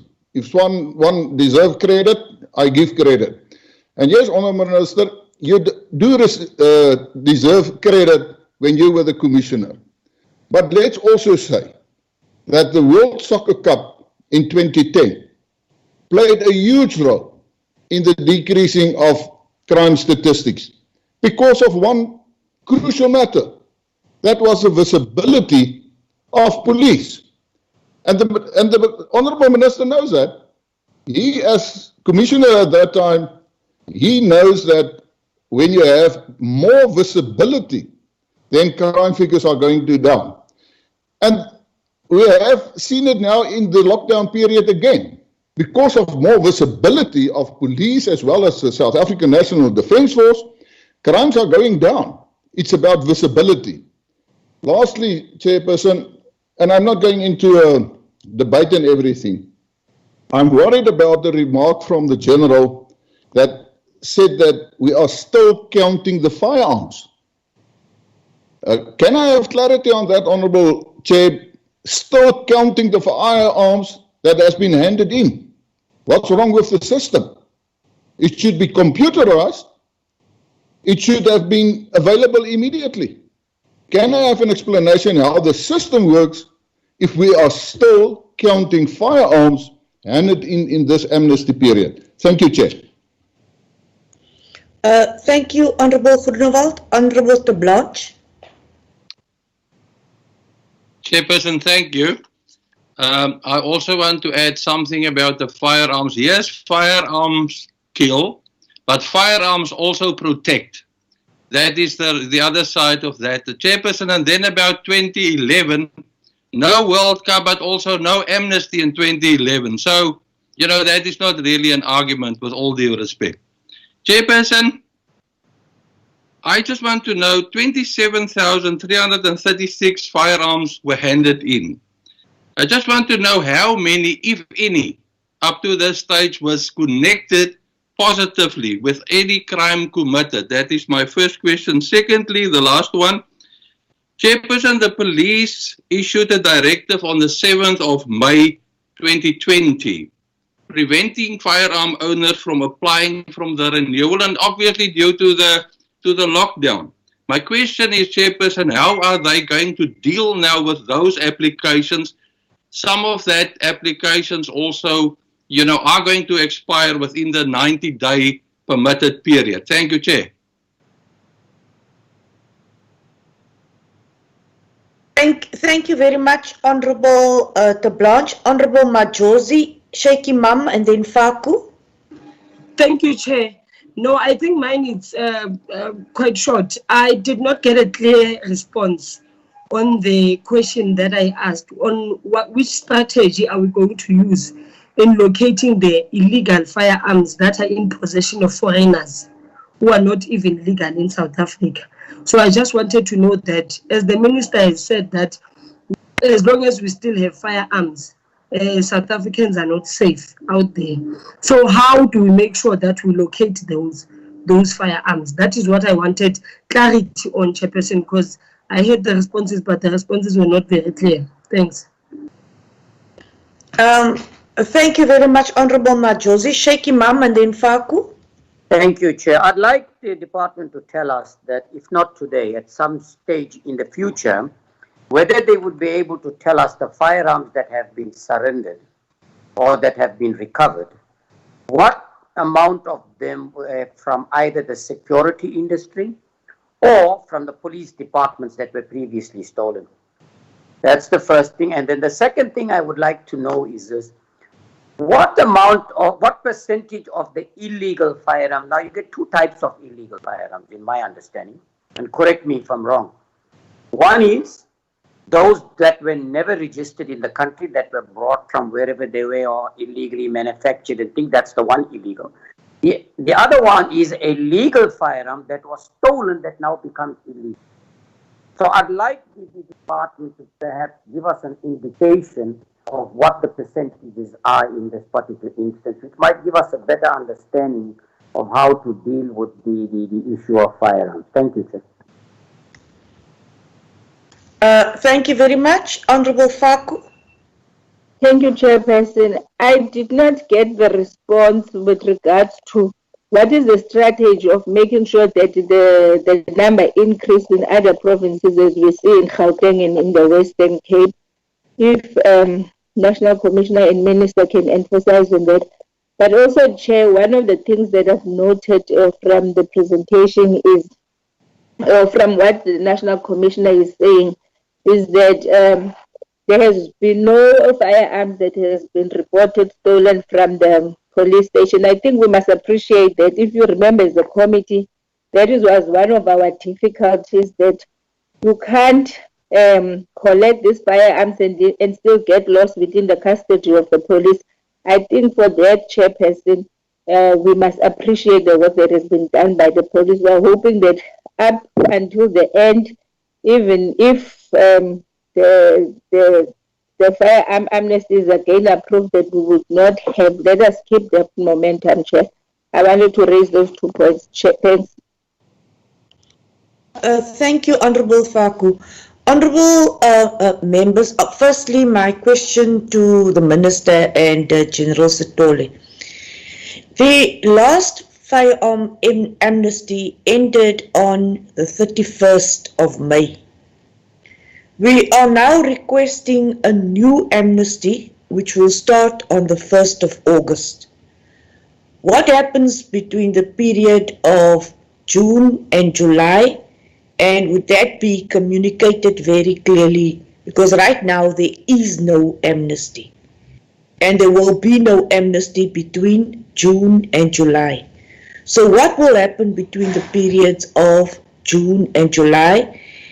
That is the first. And then I'd also like to indicate to members that we did not receive the notice for the 1st of August to the 31st of January. That notice is still with the Speaker. It has to be referred to the committee, and it is only once it has been referred to the committee that the notice can be circulated.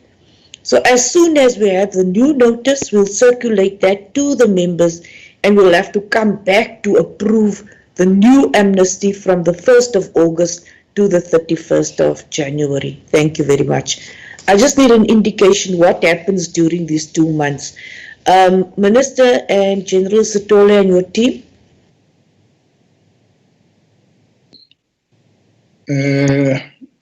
Yes, Chair, can I be heard?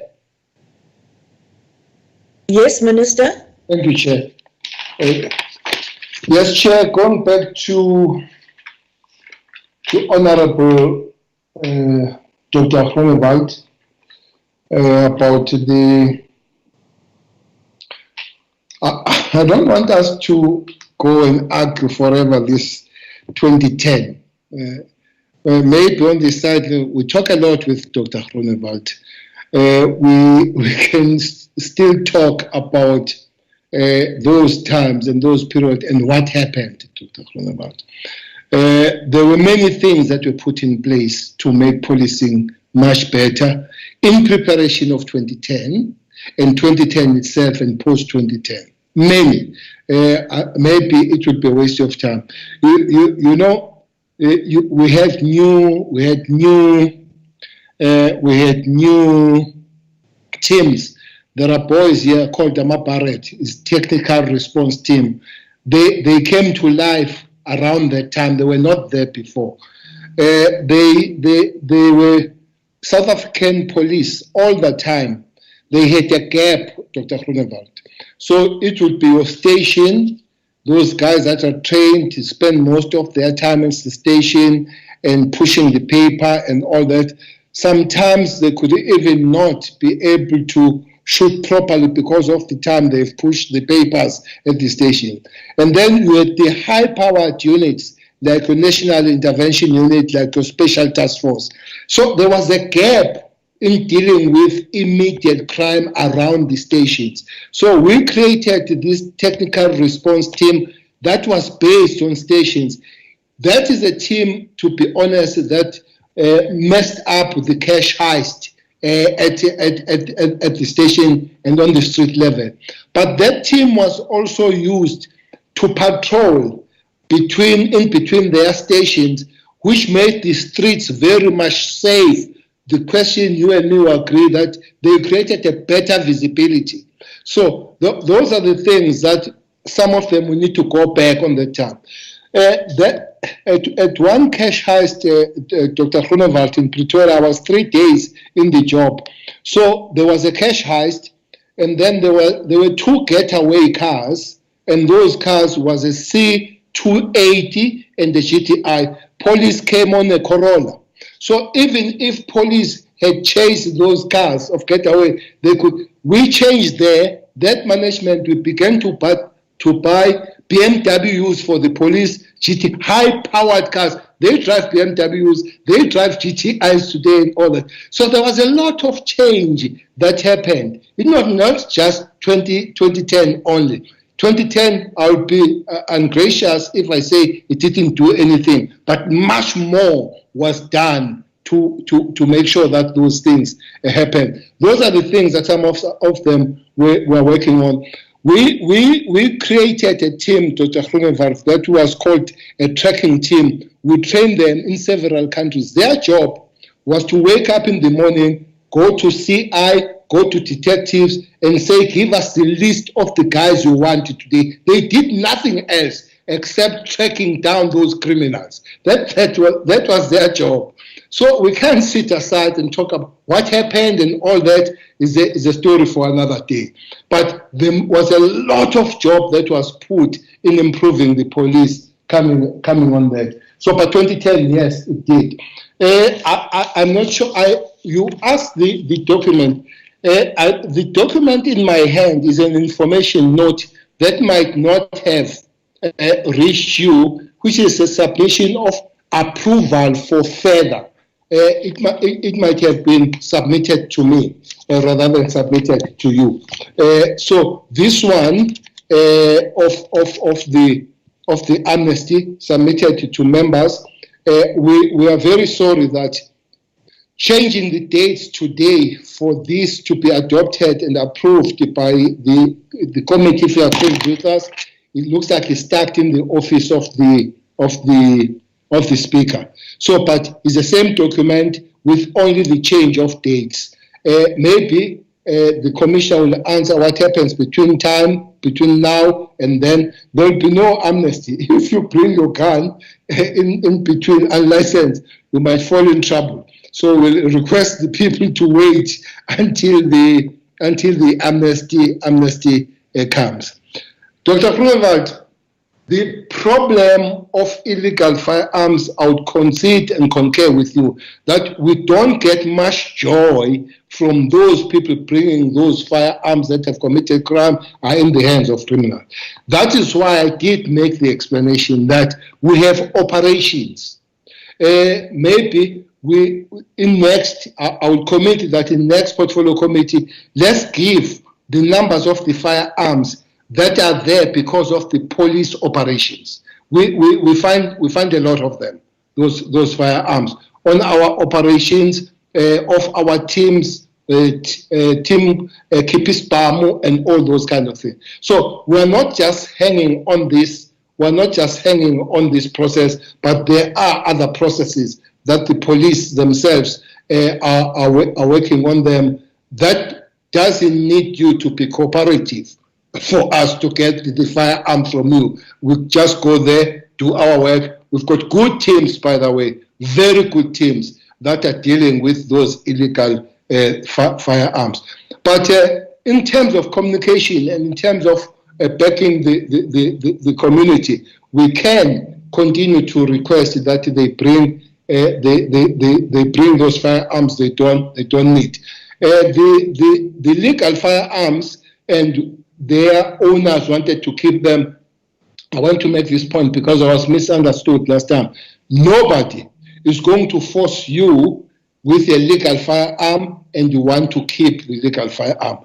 The only thing that I think we'll have to strengthen maybe when we deal with the Firearm Act, honorable members, is that the owners must take an extra care when it comes to guns. For instance, what happened in Gauteng, where a young boy of primary school comes with a gun of the father at school, that's a dangerous situation. So those are the things that we'll have to work on them, that whoever is having a legal firearm, you must really understand that any way using it otherwise is a dangerous situation. So that's a thing that I would have answered on this one. I think I have answered this, and the rest should be answered by the commissioner and the team on the other members that have asked the questions. Thanks. Thank you. Before the commissioner comes in, Honorable Mapatswe, would you like to come in as well? Or are you happy? Honorable Mapatswe, can you hear? Yes, ma'am. I don't know this thing. Do you still have a question? It doesn't seem as if he has a question. On General Sitole?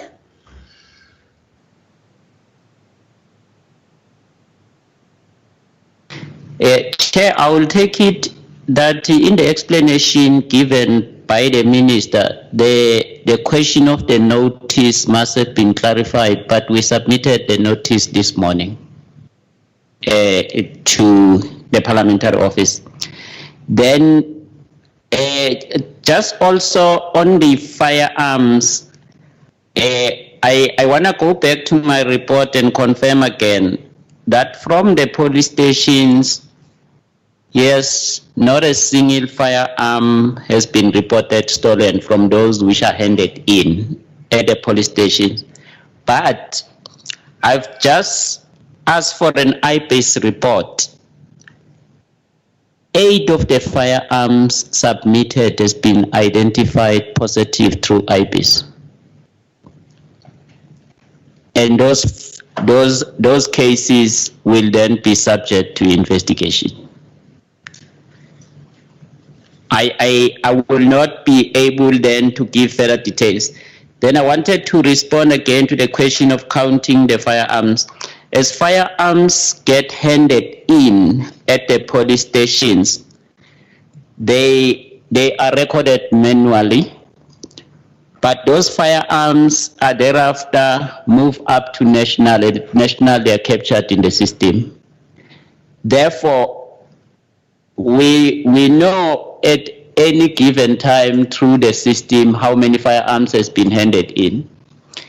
The question we were trying to avoid with the request that I advanced to Parliament was for us to publicly indicate which categories of firearms are in our hands. Hence, I requested that we submit it in writing so that it is directed through to Parliament, not because we haven't finally finished counting them. And that is still my request that we give all the categories of firearms and then to Parliament in writing, because honorable members would know that criminals are interested in the rifles and quite a lot of those. Then there's a question of which strategy. I think there's also two questions. There's two questions to this. The other one speak to the gap between now and August, since there will be no amnesty, and as well as the strategy that we are using to deal with illegal firearms. So that strategy, Honorable Chair, is the National Crime Combating Strategy. And it follows the stabilization and normalization process of fighting crime.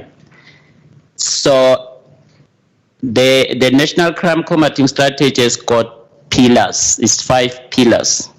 One of the pillars is focusing on firearms and as well as illegal firearms. So that particular strategy which will be in progress.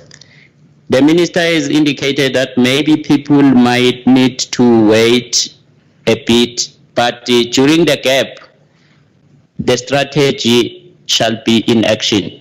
So we deal with firearms according to the law and according to the operational approach. Then, Chair, there were two questions. Both of them are questions requiring information for the future from the honorable member. We accede to the questions. One is looking at whether the firearms stolen belong to security companies or they belong to SAPS or any institution, and as well as the percentage of the firearms, whether it's a firearm that was legal and got stolen and it came back. I think we will be able to provide that particular report as per the request of the honorable member. There's a question of the circular that was issued by us. Major General Mamuteti will answer this question with your permission, Chair. Thanks very much, National Commission. The circular was issued during the lockdown alert level 4. However, it has since been rescinded, and a new directive dated the 11th of May was circulated to all the provinces for implementation. Thanks, Chair. The last point, just Chair, is just also to indicate to the committee, because we also hear emphasis on visibility, and we do accept that your best way of reducing crime is enhancing visibility. But just to indicate that by now we've adopted the Safer City approach, and we've started with the execution of the Safer City. And it's the 10 pilots. The biggest currently hotspot, which is Western Cape and Cape Metro and others, is one of the 10 pilots. But we've already completed eThekwini, and we're doing this together with the minister and the deputy minister. So you will see visibility again in the near future. Thank you, Chair. Thank you, honourable members. That brings us to the end of that. I'm not going to take further questions. We are not going to be able to approve this new firearm amnesty. The new notice for the new firearm amnesty, as General Sitole says, was only sent to the Speaker this morning. The Speaker has to refer it to the chairperson of the Portfolio Committee on Police. It should then be tabled, and when it is tabled, it will come back to the committee for approval. I hope that is made very clear to the members. We could not then circulate the notice because it was not formally sent from the Speaker's office to the committee or to the chairperson or to the Secretariat. We'll now continue with the input from Honourable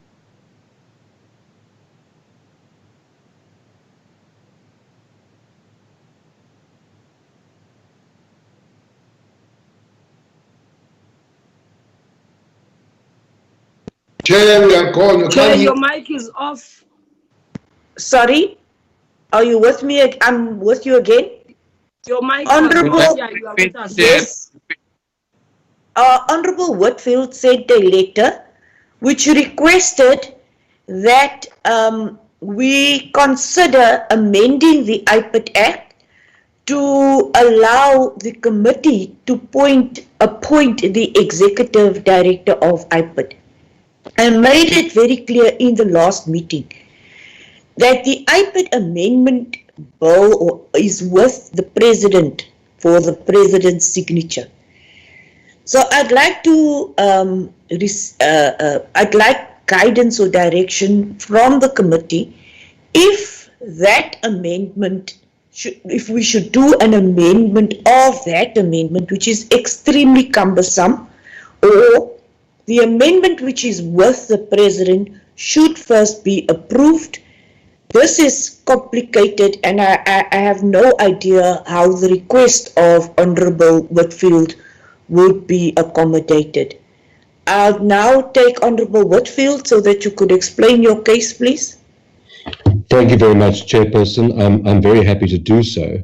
However, this is really only for the committee to deliberate on. I'm not sure that we need to have the entire national management of SAPS or even the minister or deputy minister. I mean, could you just advise whether it's appropriate for the executive to weigh in on a matter that is before the committee that deals with the executive as set out in my letter?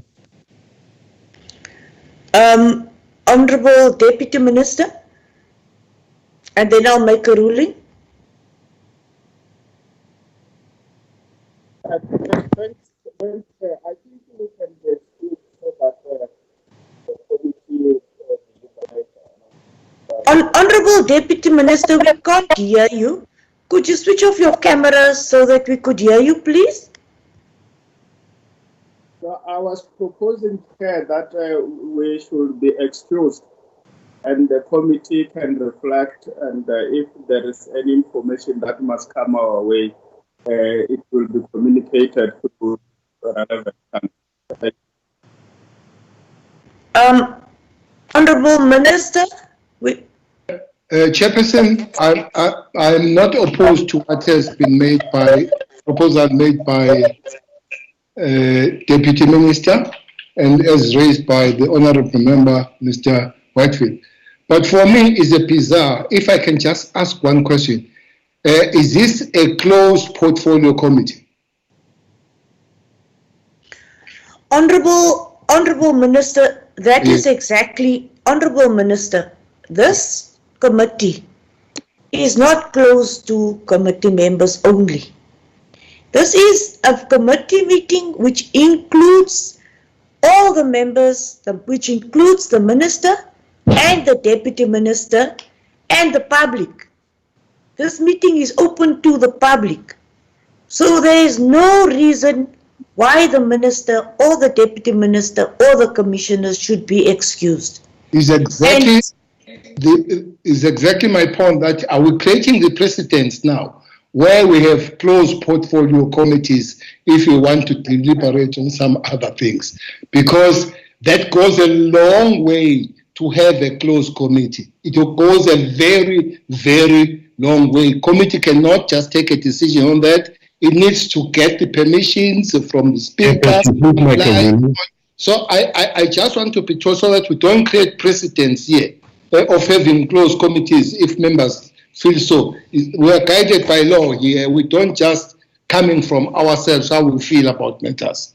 I don't have a problem leaving the committee. I don't have a problem as suggested, but I want to be told that is this the new way of, if you are requesting somebody not to be in the committee, that's it happens, or we still follow the law. Thanks. Honourable members, I'm not going to entertain this debate any further. I made it very clear. This is an open meeting. It is open to the public. It is open to the media. It is a recorded meeting. This is not a closed meeting.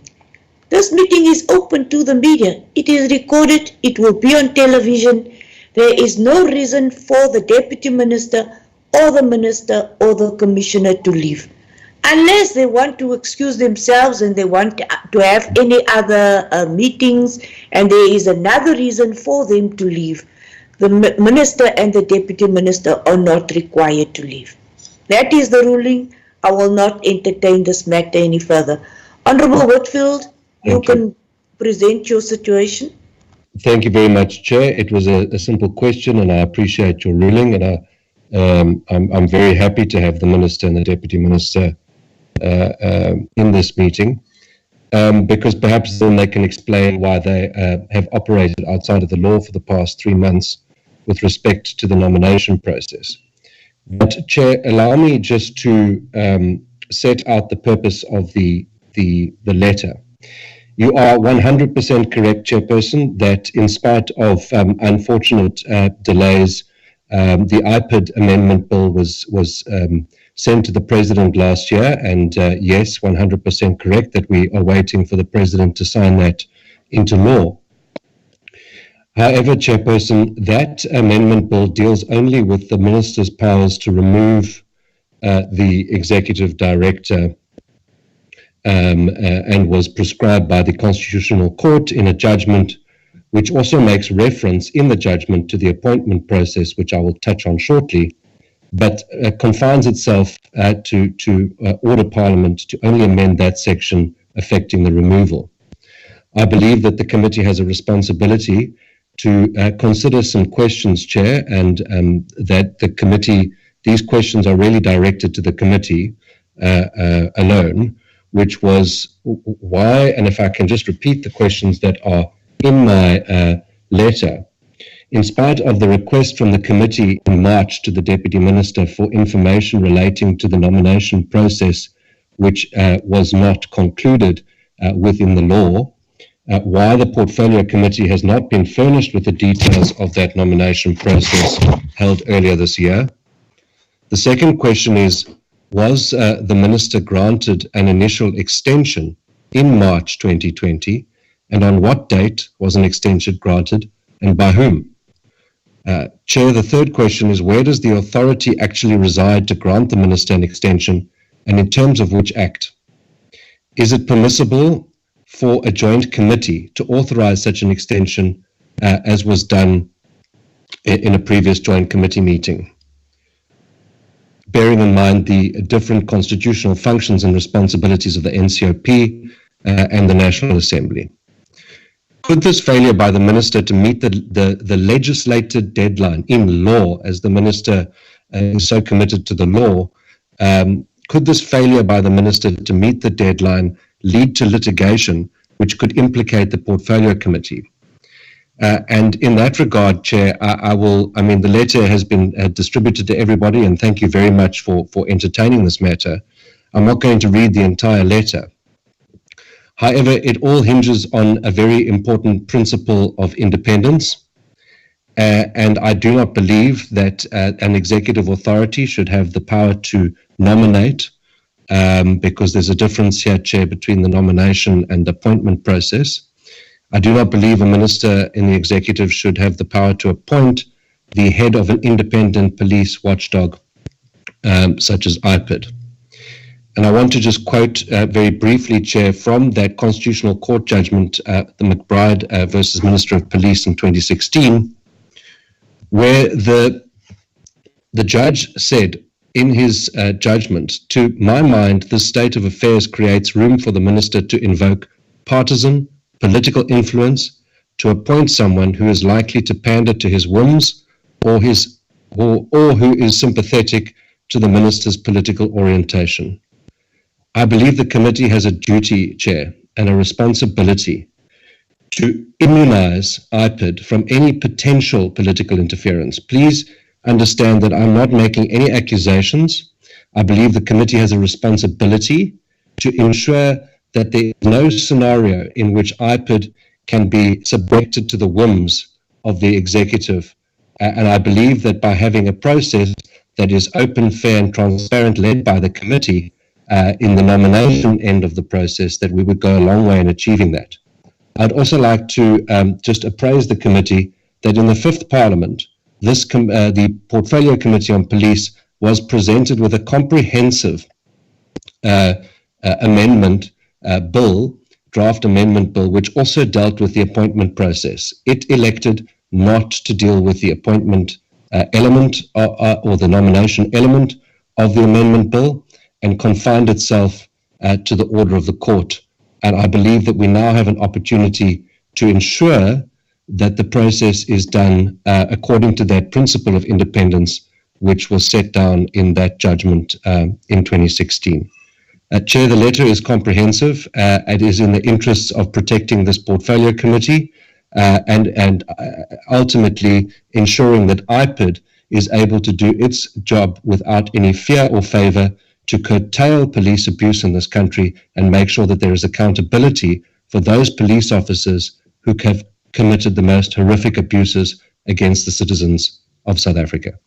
Chair, that the letter is for the committee's consideration, and I would encourage the members to look at it from the committee's perspective rather than the minister's. Thank you, Chair. Thank you, Honourable Whitfield.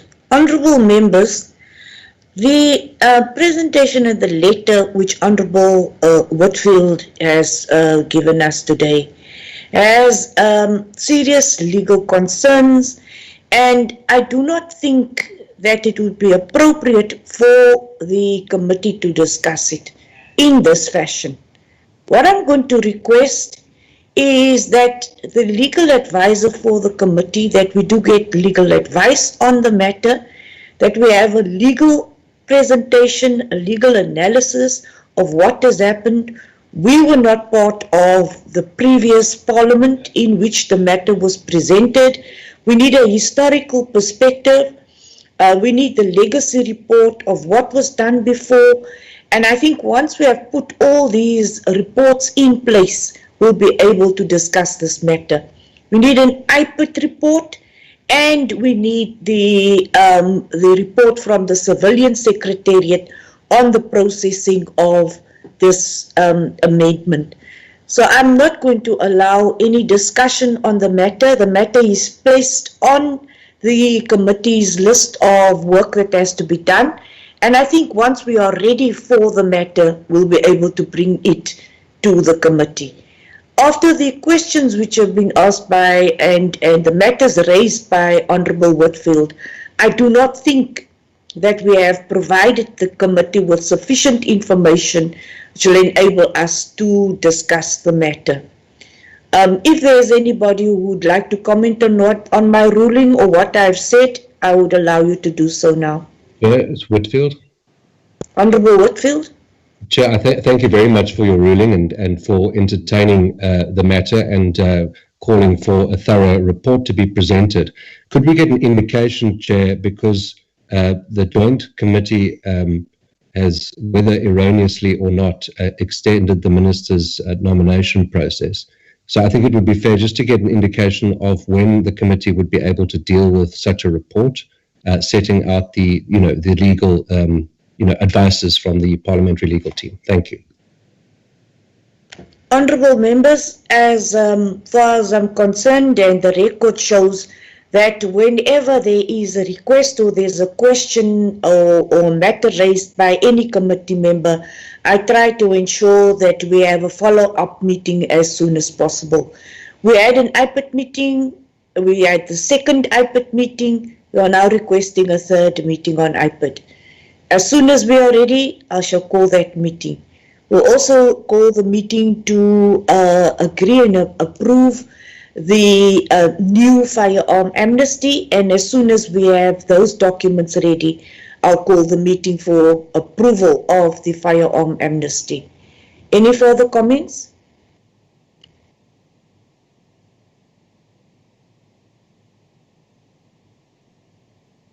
If not, the meeting is now adjourned. Thank you very much to the Deputy Minister, the Minister, General Satole, and your team. Thank you, honourable members.